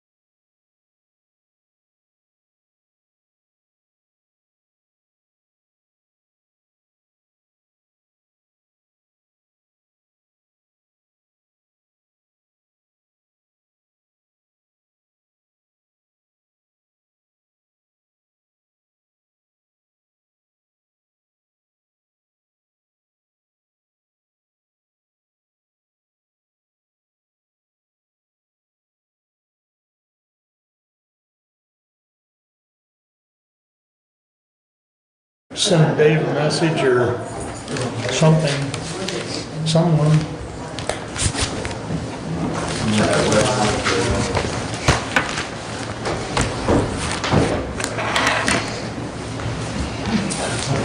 Yeah, it is a little delayed. I'm just sitting here back up. We are back on? We are back. Okay, thank you. Mr. Chair, We got a couple stragglers. All right, I move we follow the advice and recommendation of council with regard to the settlement strategy in the pending litigation Hart v. Hillsdale County, ETAL, pending in the Eastern District Court of Michigan. Support. moved and supported. We'll do a roll call. Commissioner Benzine. Yes. Commissioner Leininger. Yes. Commissioner Ingalls. Yes. Commissioner Schmidt. Yes. Commissioner Wiley. Yes. Motion passes unanimously. Thank you, Andy. All right, Mr. Benzine, please continue. All right. I did attend the semi-annual meeting of the River Ransom Watershed Council at Hidden Lake Gardens. MSU guys, thank you. That really is a nice facility. Been there a number of times over the years. The flowering trees were beautiful. They will be hosting some AmeriCorps volunteers for the summer that will be helping with some of their projects, and they continue to do good work within the watershed. Do have a Prevention Works meeting this Thursday. As I mentioned previously, the road millage in Woodbridge Township did pass, so they will continue to have an additional $36,000 or $37,000 a year to apply towards the roads. Well into the meeting cycle for the month, the new Ransom Township Trustee is Joe Burkhart, who was appointed last evening. He replaces Joyce McAllister, who was appointed the treasurer at the previous meeting. The jail's been running at or above capacity. Their capacity is 67. Last department heads meeting, the sheriff reported they were at 70, so they have so many days to reduce that, but they are running pretty close to capacity out there. Friend of the court is now back at full staffing. Heard last night there will be a tire collection at the fairgrounds on June 22nd. The Soil Conservation District once again did receive a grant from Eagle. It will be limited. They will only have 8 trailers this year. I believe in the past they've had as many as 20. They will take all tires and rims have to be off of them. They said the only limit to that is if a big ag tire won't go inside a semi-trailer. So there are some of them out there that probably won't. Hours will be 8 to 5. It will be at the fairgrounds. And they want people to pre-register for that as well. that question was asked last night, and there was, that said no pre-registration was required. If you know differently, then, but that was the, what we heard last night was there was no pre-registration required. Okay, all right, very good. They have asked I pre-registration. know, in the past they have, and that's why the question Right. came up. Right. But they did say, but when they fill 8 trailers worth, if you got a hay wagon full, you might have to haul it back home again or go to Jefferson and pay to have them disposed of. Okay. There will be a Medical Control Authority special meeting this coming Monday. I believe that's the 16th. And that is to move forward with Hillsdale Hospital's trauma center designation. That process was well in place. Then COVID happened. It got sidetracked by COVID. So they will be, basically it is to formalize a strategy on moving forward with that. And that concludes my report, unless you have questions for me. Excuse me, questions for Brad? Doug, if I may move at least one of my things prior to yours, please, because I know Shannon's got things to do. And last night at the facilities meeting, or yesterday, we talked about the Lifeways facility here in Hillsdale. Shannon, would you like to come to the podium, please? You can better address it than I can, or at least I think you can. I tried. Good morning, Shana Clevenger from Lifeways Community Mental Health. We are looking at exploring opportunities to do some renovations in the building here in Hillsdale. I don't think any significant renovations have happened to that building since it opened in the mid-90s. And we have seen a growth in individuals that we're serving and the types of services that they need, in addition to looking into opportunities for integrated health in our clinic, so having some ability to have a primary care component or some type of collaboration with primary care here in Hillsdale County at our clinic, expanding outpatient therapy, substance use disorder treatment, having some increased crisis diversion opportunities from ED boarding. So we've met with JJ Hodshire and Doris Worthy down there to talk about ED boarding and opportunities that may be beneficial if there are individuals who are waiting, who can be moved from the ED safely. We did a survey about a year and a half ago to partners in the community as well as individuals and families who use our services to kind of see what types of things they thought would also be helpful. Looking for opportunities to develop a community living room or some type of community living room in our office space, which would allow an individual in crisis to be able to come into more of a home-like versus clinic environment, be able to see a licensed therapist at that time to help resolve the crisis and connect them through warm transfers to services. So there's a lot of discussion about looking at the data that we've had over the last, COVID, post-COVID. There's been I'm sure everybody who works in any type of industry around healthcare has seen an increase in individuals seeking care for different reasons post-COVID. And so with that increase, we are looking at doing some expansion of services, and the way that building is set up. We have the top half of the building on Care Drive, and Michigan Works has the bottom half of that building. And so what we are hoping to do is be able to kind of remodel that top in an area that's conducive for individuals coming in and creating a very welcoming environment for them, creating a workflow that is fairly seamless between crisis and integration into services, and then also be able to allow some, I'm using the word multi-use rooms. So in this post-COVID world also, lots of telehealth opportunities, and I don't think it's going to go away.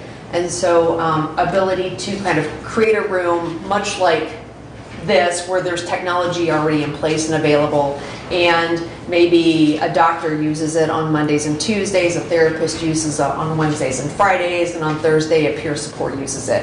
So it's not a person's physical office space, but it's more of a multi-use and people coming in and out of that space using the technology, which will help us with the potential limitations of the space that's there and how we can kind of recreate a workflow that's more welcoming to individuals as they're coming in for services.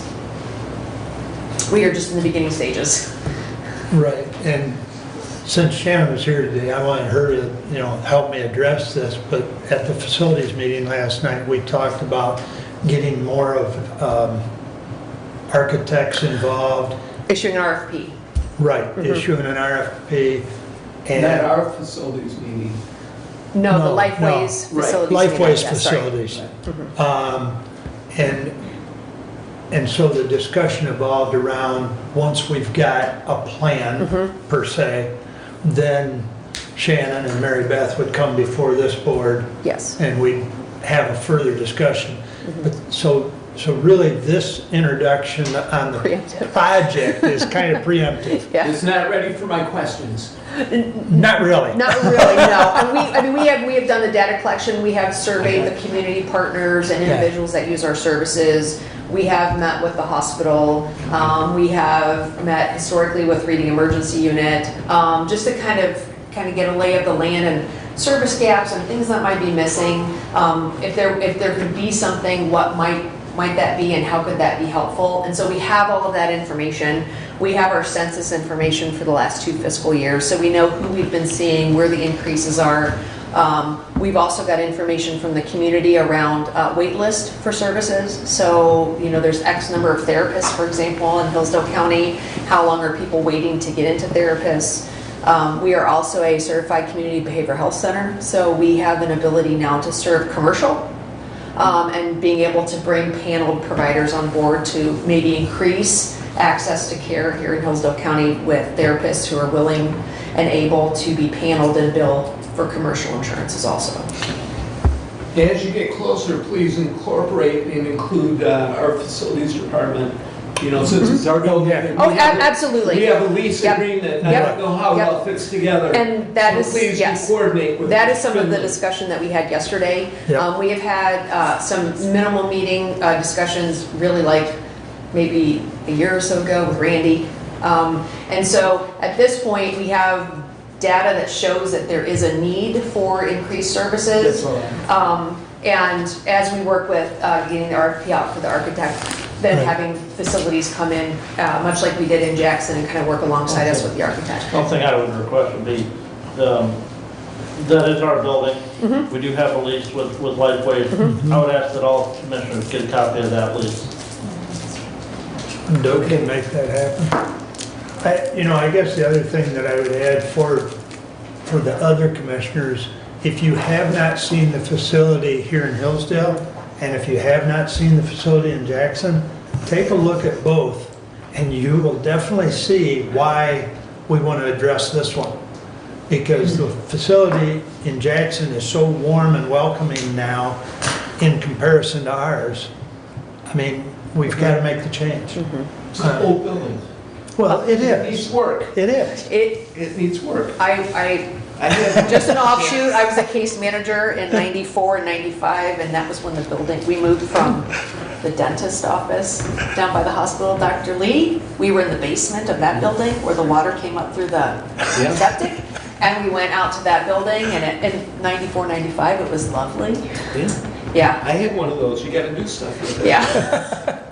Yeah, so, Just for clarification, these alterations, Lifeways is paying for, not the There will county. be a discussion that's going to have to come back here to talk with the There'll be county, a because it is your building. yeah, exactly. We need to We do figure have it mental out. health village We gotta look at the Remember lease and see forever what's that. what. Yep. Okay. Yes. Because I thought this was brought up before, and when the Lifeways director was down here doing her spiel, Mary Beth? Mary Beth, yes, Yeah. sorry. I thought that question, because I think she mentioned that, and I think the question was asked who was gonna pay for it, and she said it was Lifeways. We have some of the mental health millage dollars that we've allocated for crisis services and for increased crisis allocation down here in Hillsdale, which we've earmarked for the remodel. But without the architect and the plans, we have no idea what the potential Right. cost would be for a remodel.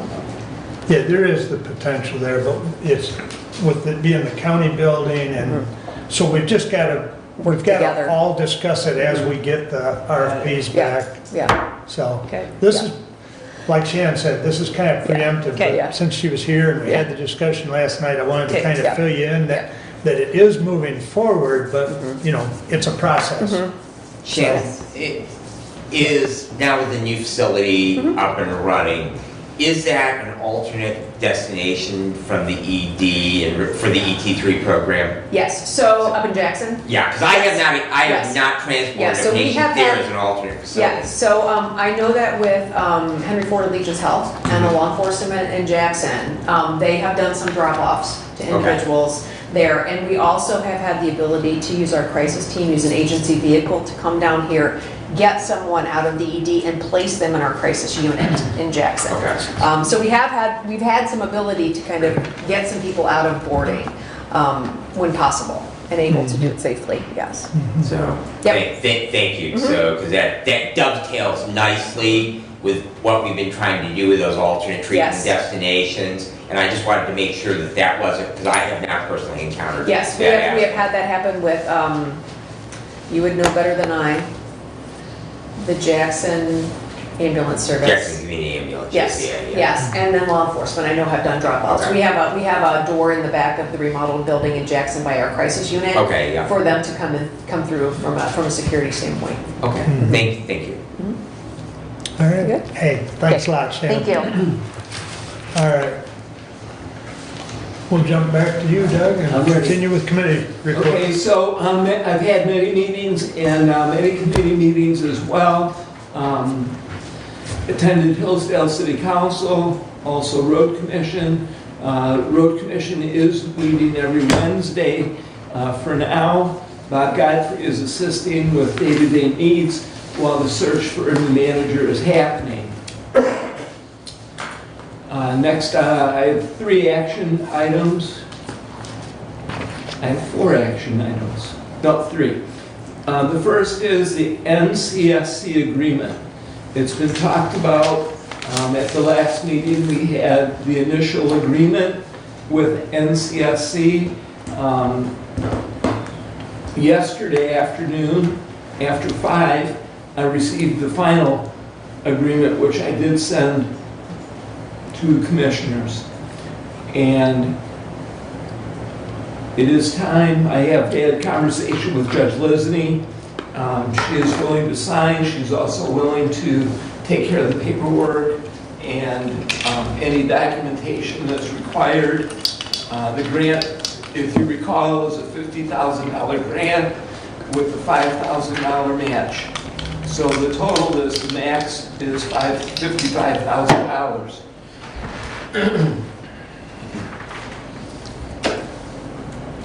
And so we do need to move to approve, I do move to approve and authorize signature and required matching funding for the county for the NCSC agreement. Support. Can I ask, can you please tell me what NCSC stands for? National Center for State Courts. National Yep. Center. Because I just looked at the seal last night. Yep, and I have Thank it you. right here. And Commissioner, Yes. since we have motion and support, how much is our match again, just so we can Here, have? 5,000. Who's- 5,000. Okay, 5,000, That can't be okay. supposed. Yes. Yes. And did you mention that it was a space study grant? No. No, okay. Where's Should we that? mention that? Where's that 5,000 coming from? I refer that to the Finance Committee. So has, the 5,000 hasn't been addressed? I believe that they'll, I don't know if we specifically said where it's coming from. I don't know if it's gonna come out of the circuit court, district court, actual budgets, or if we're gonna have to take it out of, other funding. But, I mean, Is there, I knew going into this that we were gonna come up with $5,000 for this.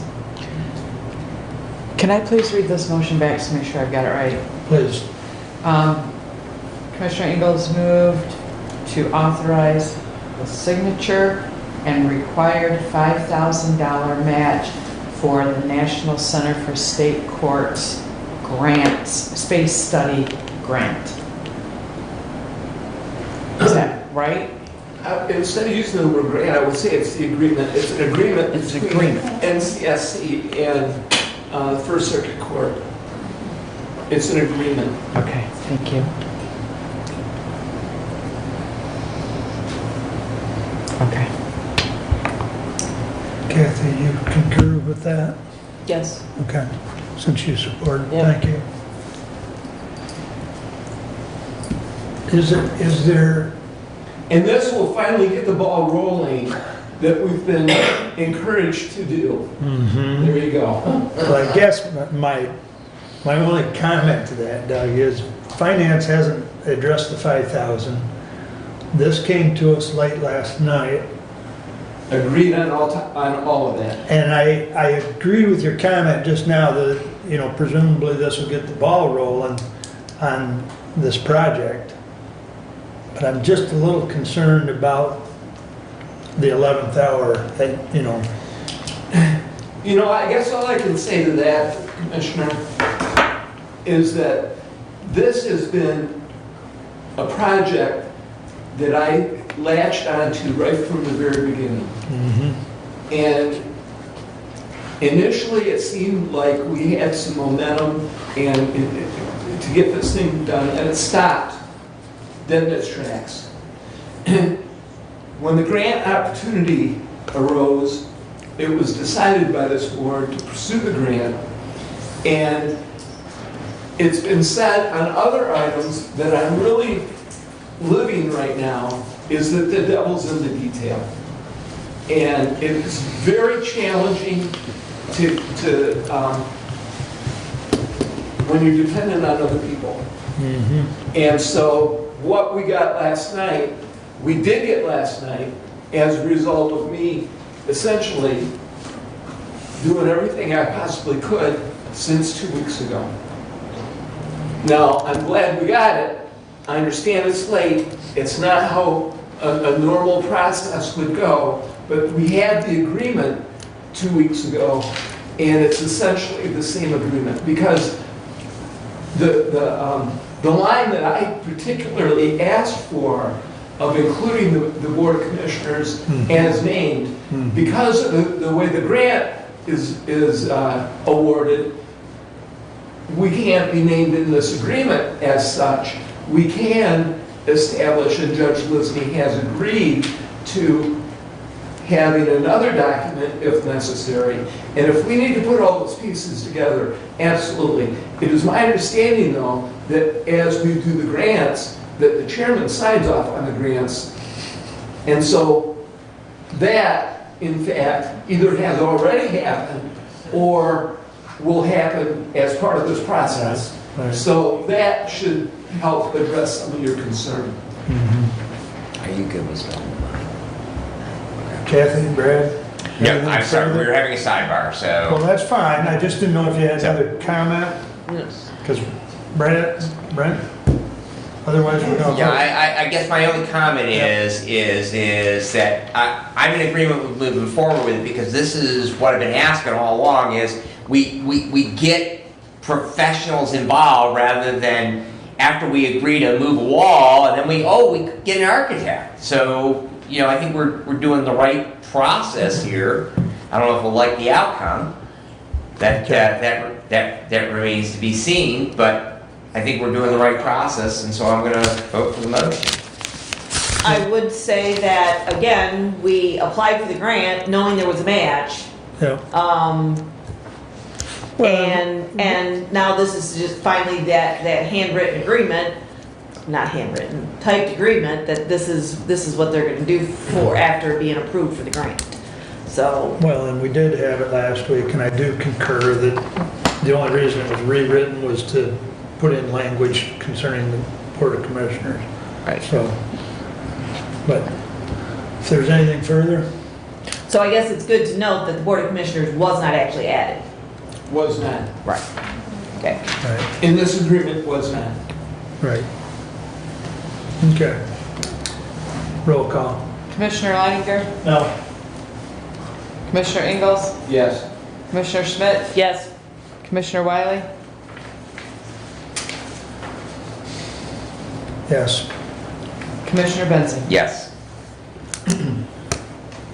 Please continue, Doug. Thank you. Friend of the court elevator that was discussed at our last meeting, Mr. Finley is waiting for information from Otis. There's no new information at this time. That will be something we will have in our future. HVAC authorization to go to bid for the HVAC in the front of the court. Mr.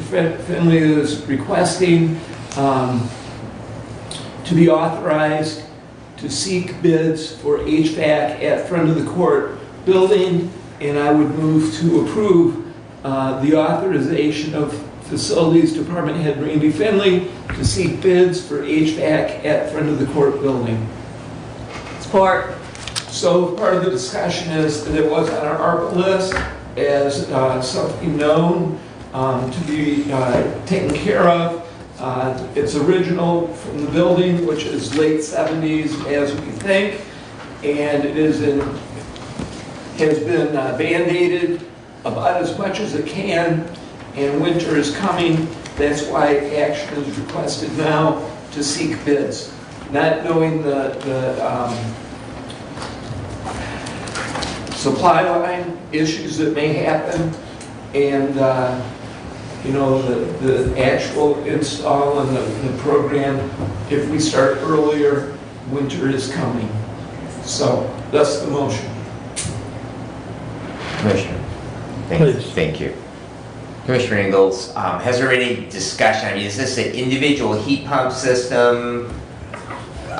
Forced air, I mean, what kind of system do we have? It's a boiler system, I believe, for the heat. I believe it's boiler as well. What about the air It's- conditioning? It's, I don't know those specific. So that, I'm leading here, so I would encourage that Mr. Finley look at, because we have the space out there with the green space around that building to look at geothermal. That's one of the issues with the courthouse. We didn't have a large enough area out there to bury a tubing system, but we should have enough green space out there in that area in and around front of the court that we should at least have that as a consideration. Right, and if we can authorize that would be something that Randy could look into. If we don't authorize it, then he's not gonna do that. Okay, so.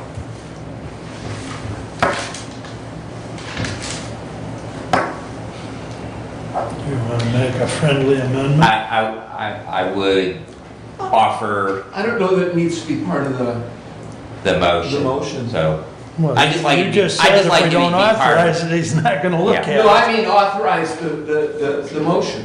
If we, oh, we don't do the motion, okay. yeah, So, if we don't do the motion, right, yeah, he's, then he's yeah, not gonna yeah, look into yeah. it. Okay. That's So- what my. So, and I'm sure Randy's watching right now. He's pretty He's good. actually ready. There he is. Step Randy, up. you're gonna come beat me up, aren't you? Yes, I I am. was doing okay. You were. This would be going out for an engineer to find out what we need. Okay. Okay, that's the first step. We need to hire the engineer to do the study in order to, that's the first step in the process. So since you're here, what do we have for air conditioning out there? I know we have a boiler system, right? We have a chilled water system. Oh, okay, so there is a chiller out there. Mhm. So ground loop would be feasible because there's some sort of tower there for the chiller. It wouldn't be feasible to go that direction. I'm thinking probably because of the size of the building and everything, we're probably talking a mini split system. I think that would probably be the most economical, Okay. but I'm gonna let the engineers decide that. That's where they get paid the big bucks for. Yeah. So, go ahead. Just so I'm clear, if they went with a mini split system, that'd be heat and air? Yes, Just be- same thing we're running here. Yeah. Same thing at the courthouse, same thing And, here. and if it's a mini split, Mini split's a misnomer. It's a much bigger system, but Okay. it gives a, all right, and it's gonna be an electric system or a, like, so we're gonna have electric heat? yes. Well, it's backwards air conditioner to 5 above 0, and then it switches. Which over is, to this electric. building is our most efficient building that we have of the bunch, so it's very economical to run. So I mean, there's very little green in me at all, but I'm a strong advocate for heat pumps because they really do work incredibly efficiently. Technically, they're more or less a water-based heat pump is what's out there right now, and I'm just talking about switching over to an air-based heat pump. The only thing I would say is that those bids are gonna come back to the board and the board's gonna approve those.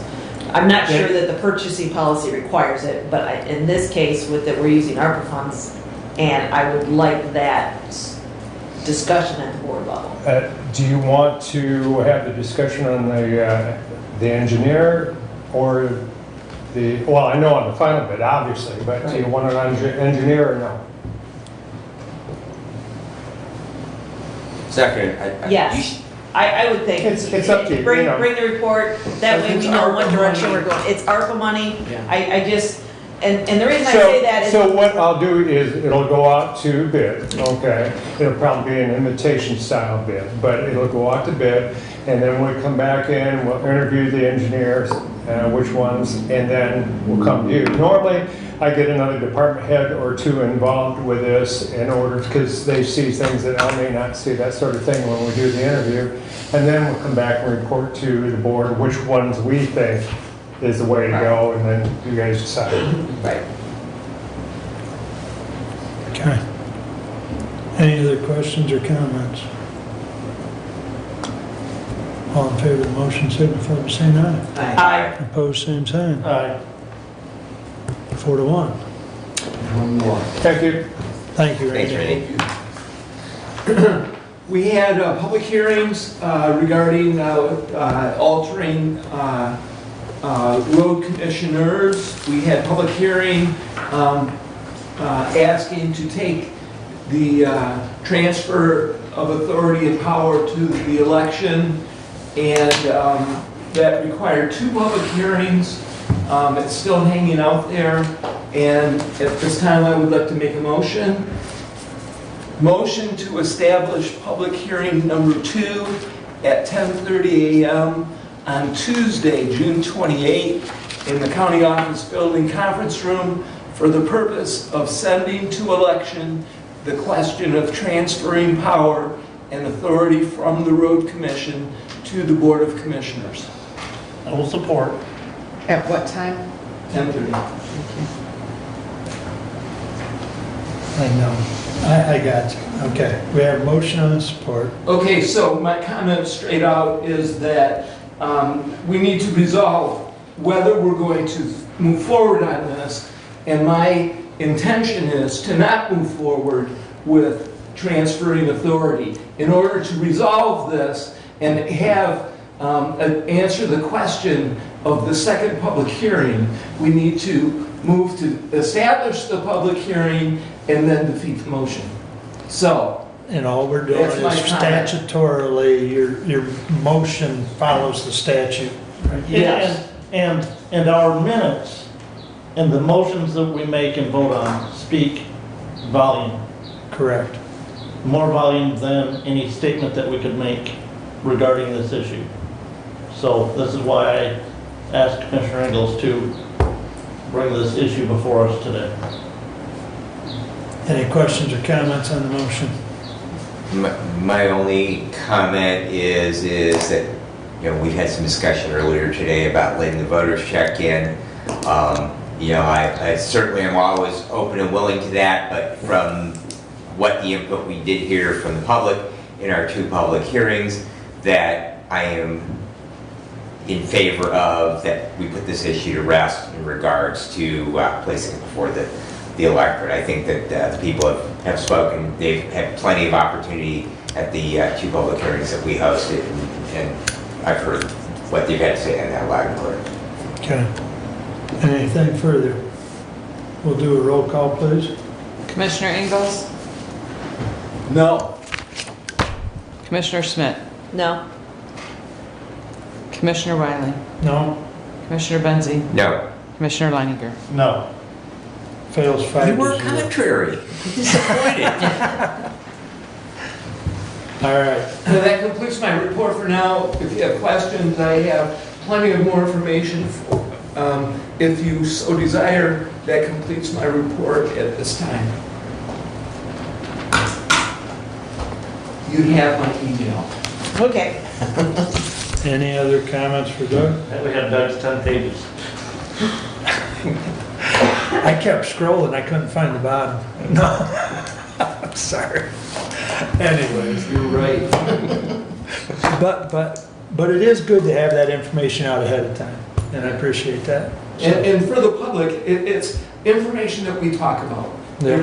It's absolutely kind of a clarification so that, you know, I can be on the receiving end of quality questions, which I enjoy and I appreciate. Yeah, there's nothing hidden. Correct. All right. Let's see. Kathy, I got so much writing here, I couldn't find you. It's all right. I forwarded to all the commissioners the morgue services contract that I received from Josh Hampton. Hampton Funeral Homes and Eagle Funeral Homes work together. It's the same contract. I got that to you so you could look at it. In that email, I discussed why they're increasing their prices. The last time they had an increase was back in 2017. What I will say is I plan on having this put in as a resolution at the next board meeting. Any questions? Yes. A question I've asked, are there other vendors? My understanding is really in Hillsdale County, there is not. I thought, well, Brad could better address this. I think you said the ambulance service doesn't have either the time or the money. Yeah. Or it would cost more money. Yeah, I mean, you know, it's basically like what I look at or any of it, it's the value of it, that, you know, having that ambulance, if they can go on an e-call, they're probably gonna bill $800, and so they're not gonna give that up in order to do a body transport. So, and they, you know, it's a person power issue for them, a resource issue for them, so. Well, I think there's 2 funeral homes, Hampton and, Eagle. Eagle. yeah. Those are the only two in the county. Yeah, Right. because they've consolidated. But they are consolidated? Well, Well, no, the other ones have consolidated down okay. there, is what I'm I saying, was gonna so. say. I'm thinking So- Litchfield was Litchfield White. That George White Funeral Home, Right. or was Litchfield and Reading. Right, but now that's Eagle. That's owned by Eagle. Yes, Right. yes. So the transports would address, or be addressed by Eagle and/or Hampton? Yes. And they kind of rotate? Evidently, Yeah, yes. I know I talked with Shay Dow Unless there's a at family Eagle, preference. and Shay said that Josh was gonna run point on it for the both of them, yeah. so. Well, that's fine. Just send me whatever you want for the final draft. And I will, it's gonna be in a Word document, and then I'll send it to you, then you'll send it to Marnie, that's the way Correct. that works. Yeah. I will say that from the final one that I received from Josh, the only change I still have to make is that we have, it reads that, transport one deceased body from place of death within Hillsdale County to the medical examiner's office, Jackson, Michigan. We're gonna strike office and change it to morgue, because they get transported to the morgue in Jackson. Correct. Because the actual medical examiner's office is in Adrian. Correct. So that's kind of been what I've been wrestling with, but I'll change those before I send it to Jackson you. County has their own medical examiner, but we share that morgue facility, so. Yes. Right. All right, And so- that is largely due to the fact that Bixby Hospital isn't in existence anymore, and that's where Hillsdale Okay. Lenawee was doing, so. But, because now ProMedica is down there, and they didn't offer us the same arrangement. Okay, very good. Please continue. All right, we did have a meeting, Doug, I, and Gary Leininger with regard to the parks. The parks was asking for additional funding, $15,000 to $20,000, due to the fix-up of the rental house that they spent somewhere in about $17,000 on, plus reduced rent for the last 2 years due to COVID, which was about $15,000 as well. I'll be following up with a resolution at the next meeting to appropriate that $15,000 additional for parks, but that will be in the next meeting, there'll be a resolution. Doug already talked about the elevator at the front of the court. I did want to touch on that the youth home, Tim Dixon, with regard to the youth home, sent us, at least Mark and I, a letter regarding bids and his discussions as to what he's going to do for a generator, and he's decided to go with a bid from Alliance Electric out of Coldwater, and that was for $11,215, and that's going to be paid from out of the child care fund budget for 2022.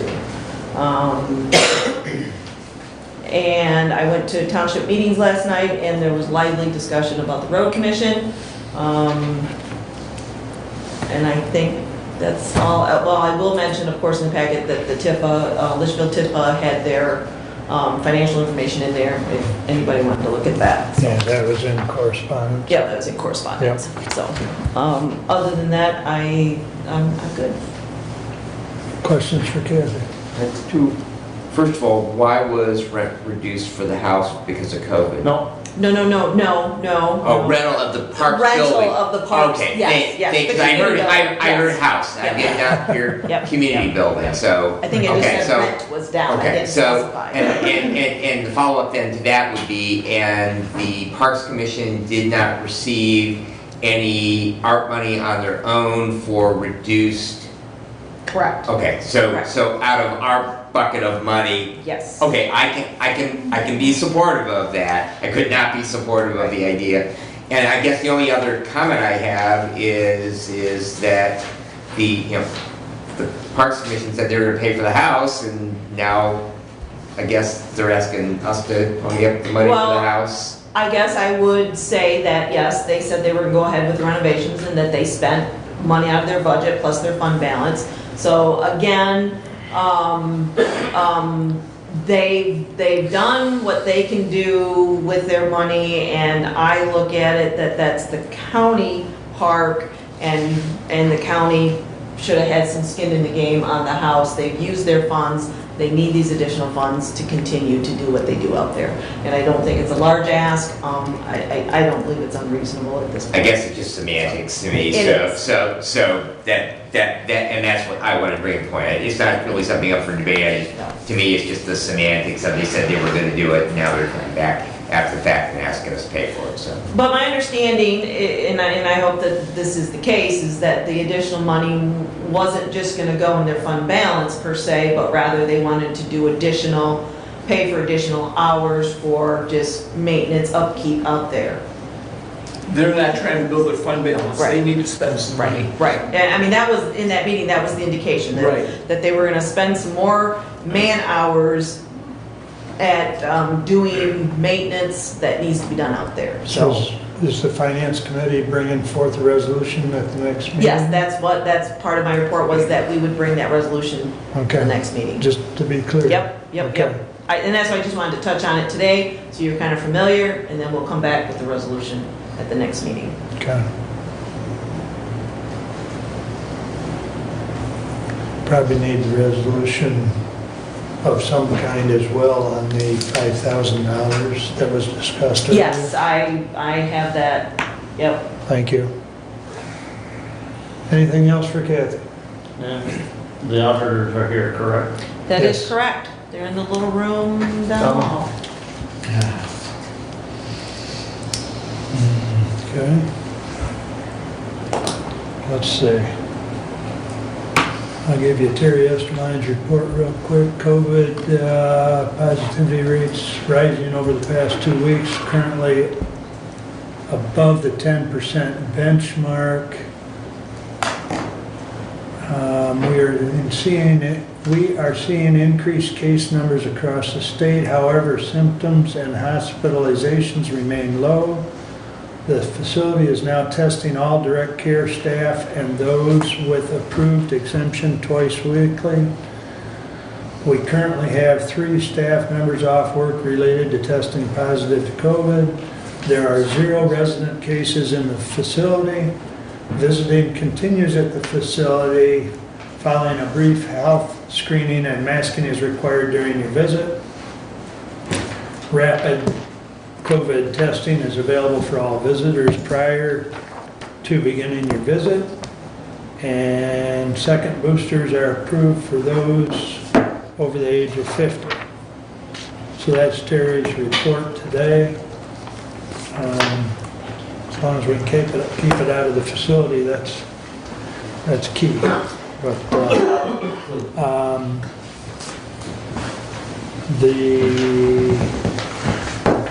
I already talked about Lifeways. The VA meeting yesterday morning, we awarded 3 scholarships.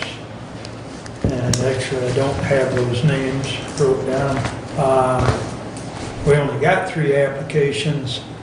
Not real sure why. Last year, I think we had 8. But in any event, we had 3 this year, and we awarded all 3 $1,000 each. It was agreed that we will make sure that those, I know 1 or 2 of them was from Camden, and I think 1 was from Waldron. So those will be given to the school counselors so that those can be done at class night. So, when those classes or schools have their class night, those will be presented like they do with many others. We also got to meet the new probation officer that was hired by district court to work with that veteran grant money. He sat in on our meeting, as well as he's a retired Army major that resides in the local area, and 28 years of service, and he will be working with district court on that. So Don Michaels is his name. So and that's all I've got, unless someone's got a particular question. That brings us back to public comments. Terry, looks like you're first. Sure. So thank you, Terry Greer, Executive Director. The center, following the last county commissioner meeting in April, hired an attorney to address the county commissioner's concerns regarding Resolution 22-063 and naming Hillsdale County Senior Services Center as the entity receiving senior millage funds on the ballot in August. Your duty as county commissioners and my duty as HCSSC Executive Director is to represent the voice of Hillsdale County and the thousands of seniors we both represent. In completing my duty, I believe it's important to note for the record that Dave Stoker, the county's attorney, and Chris Patterson, attorney for this center, had a discussion regarding this issue, and in fact, Chris sent a letter to Dave Stoker, which a copy was sent to all of you, the commissioners, and I just wanted to make sure that, and after I'm done speaking, I'll give Jody a copy that it's in the records for today. Just a few notes from that said letter, and in full transparency, that I believe are worth repeating. And per, I believe, a response from Dave Stoker was sent to Commissioner Wiley yesterday, possibly, conversation, that was legal and in compliance with the General Property Tax Act of Property Tax Act 206 of 1893, and I'm like, oh my gosh, you sure that's not a typo? Not 1983, no, 1893. So we just, HCSSC finds it important for the county to clarify its prior resolution, which I know I requested and was not heard today, but the resolution proposed a millage question that, although identified it as a replacement increase, also relied on the prior approved millage proposals that were last approved in 2004 and 2008.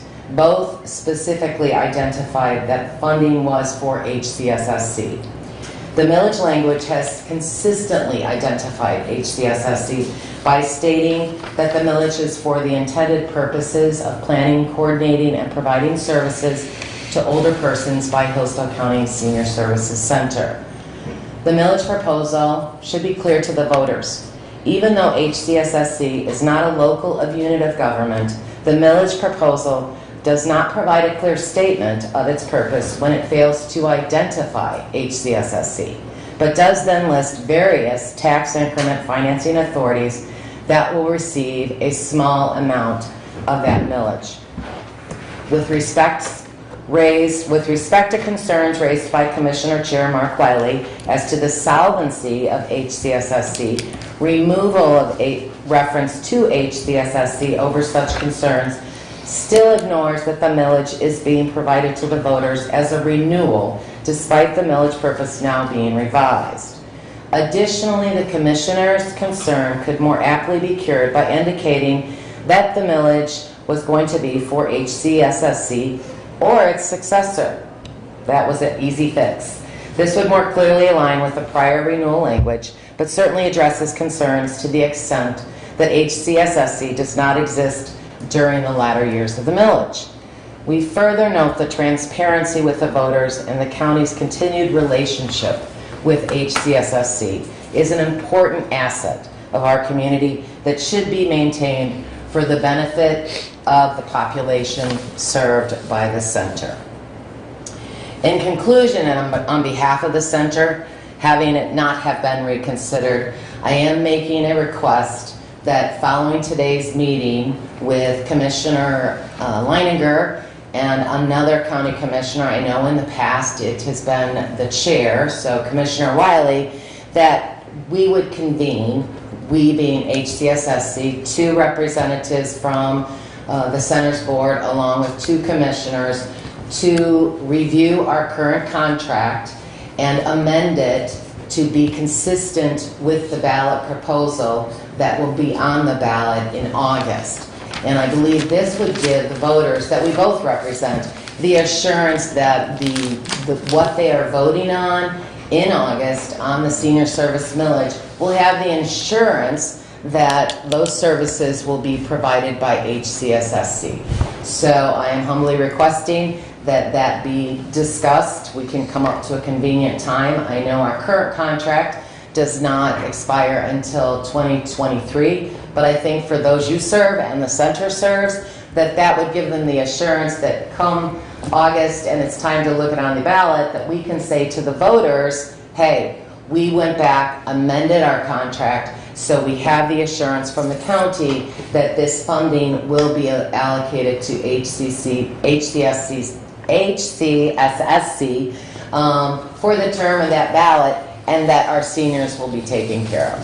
So, thank you. Thank you, Terry.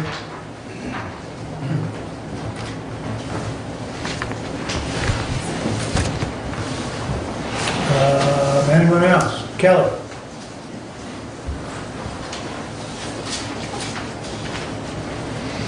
All right, good afternoon, Commissioners.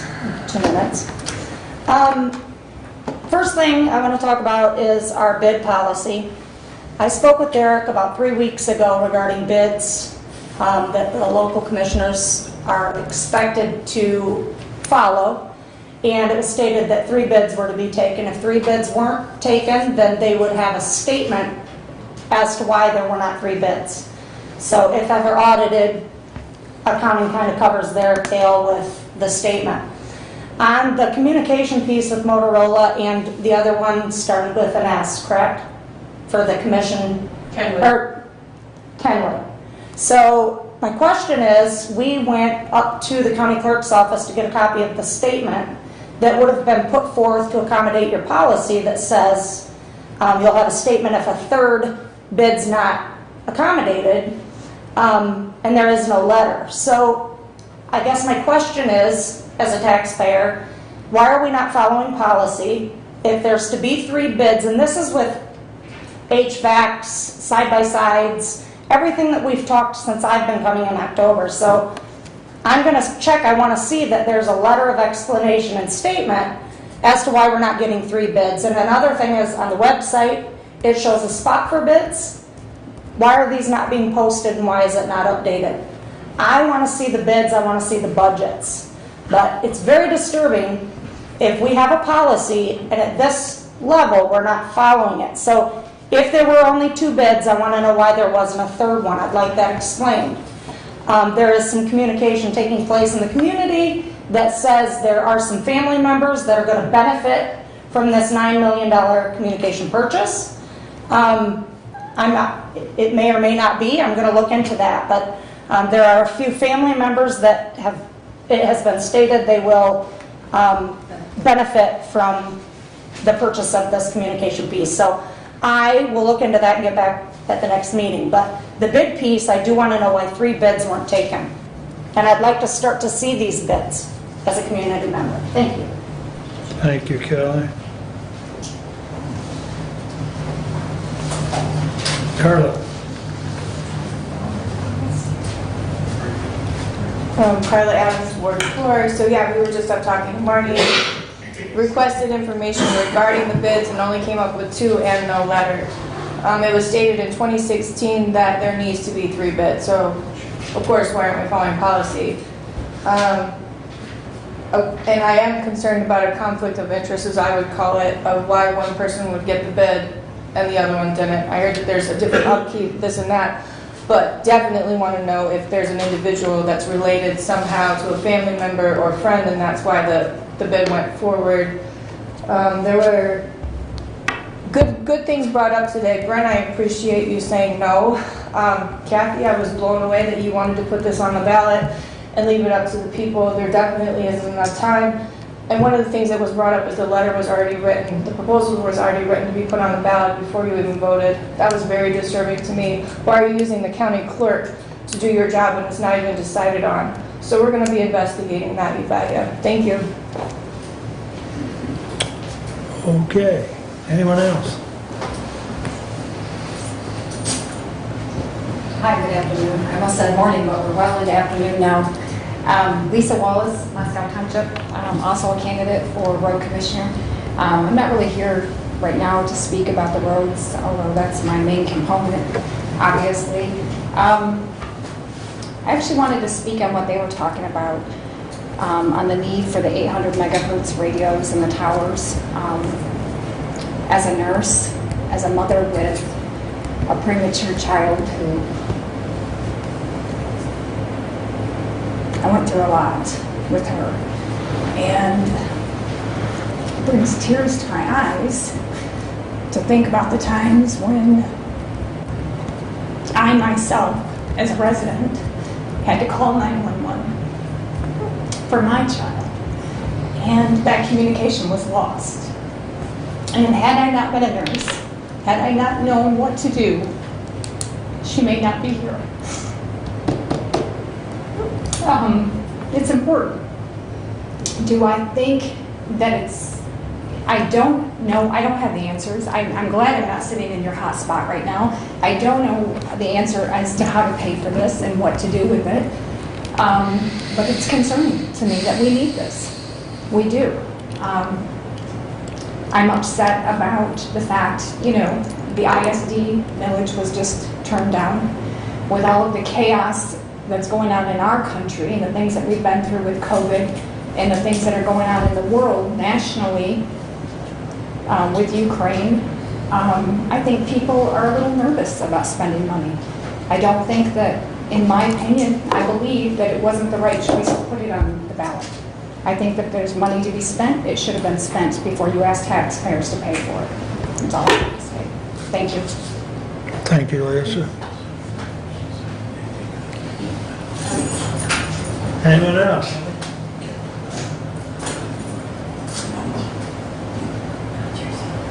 Hurry, guys, the clock's ticking. Kind of gimpy today. Great, this has been a long-lasting day. So, first off, Kathy, I don't know where you stood last night at that meeting, and that was a no, and you voted today yes. So, I consider that being something you need to explain to the township. Bring that forward, because I was, backing you no matter what. I thought you had something of a goal that, not whether it's right or wrong for them, but it's right or wrong to see what you're going to do here. I was a little concerned about what was the upcoming, as it's mentioned, CDC and this BS. Now, are we going to come across this letter out in the front door saying you're not accepted to come in without a mask? Or are we going to have another issue? Or am I going to get arrested again for wanting to come into my own building that I pay taxes on? This is, wow, I'm going to enter and, take care of me. Great, I'll be happy. But then again, we're talking, last week, one of the last meetings, it was Mr. Leninger had brought up about the issue of the monies that was being towards these radios. And you had brought up that the concerns was done by the sheriff's department in saying you guys did talk about it. But then, as what Kathy pointed out, and you two are the ones on the budget. So the concern was you brought it forward, Kathy. I'm grateful for you bringing that forward. You brought it forward saying, I forgot it. The problem is, how do you forget the management that's going to cost us $1 million? So justice is going to be served by saying, hey, what did you do for us? You allowed it. She brought it up. It should have been brought up at the very beginning. But Mr. Wiley overrode you guys. He's the chair. But you guys, I think it's undermining what you guys do by allowing him to challenge you and say, hey, you don't know what you're doing. I can override and put more money in from wherever I want. And as he said, we'll work magic. Derek can, make the numbers wherever he wants it to be. Anyway, that's my choice, anyway. One more.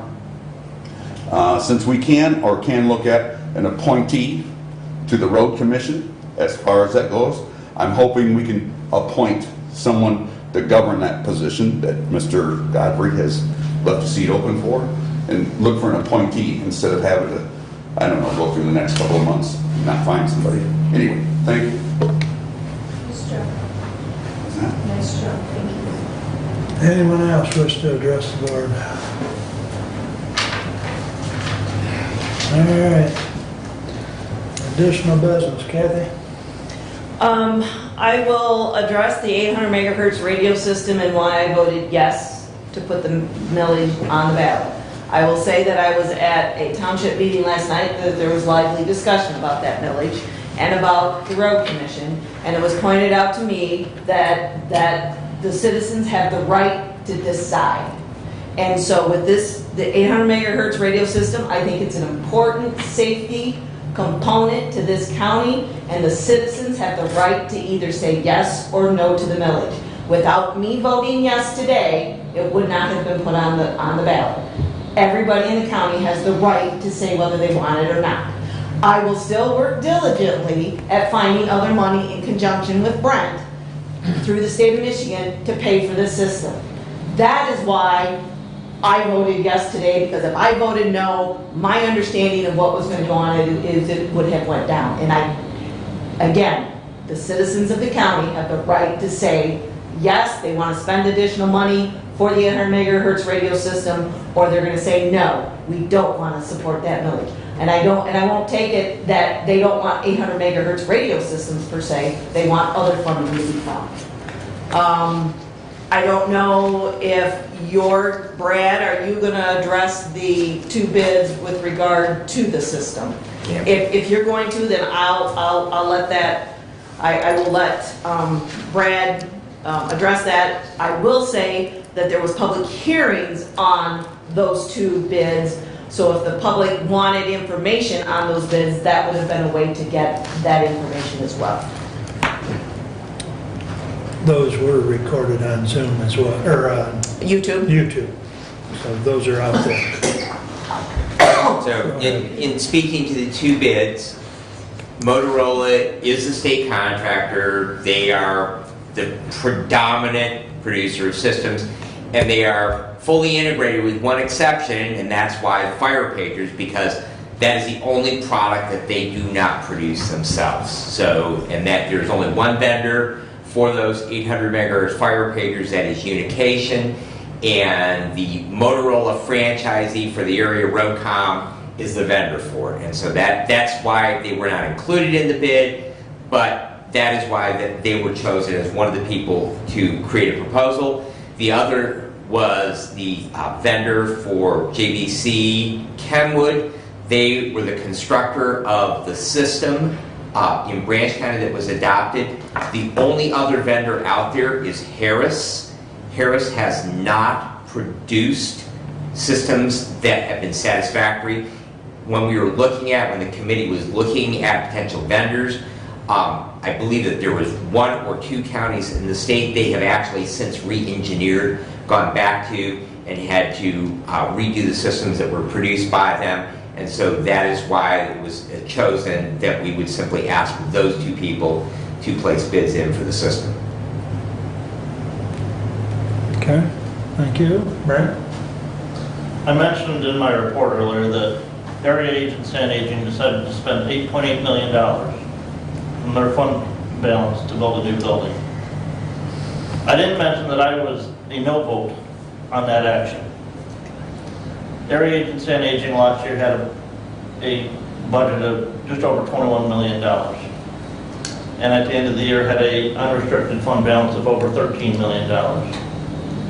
I find it appalling, and I said this, that an agency serving seniors or serving anybody in our community would have such a high level fund balance. Actions were taken there many years ago that built that fund balance. I do not think it's a position of a not-for-profit agency or government governmental service type agency to build those funds when they can be spent serving the residents in a better need. And $8.8 million for a building, to me, was uncalled for. When the building we had and have could have been easily, had some renovations done to it for serviceability for the seniors that it serves. So, Okay. Thank you. Doug? Yes, I have a comment. I would like to comment to Mr. Eichler when he says that our chairman overrules other commissioners at this table or instructs them on, what they can and cannot do. That is certainly not the case. We are 5 commissioners, each with 1 vote. The chairman of the Board of Commissioners administers the meeting. He does not dictate policy. The chairman is 1 vote of 5. That's my comment. Thank you. My closing comment on additional business is that Brent and I will get with Terry sometime in the next few weeks. But it will happen. So, with that, we're adjourned. Thank you one and all.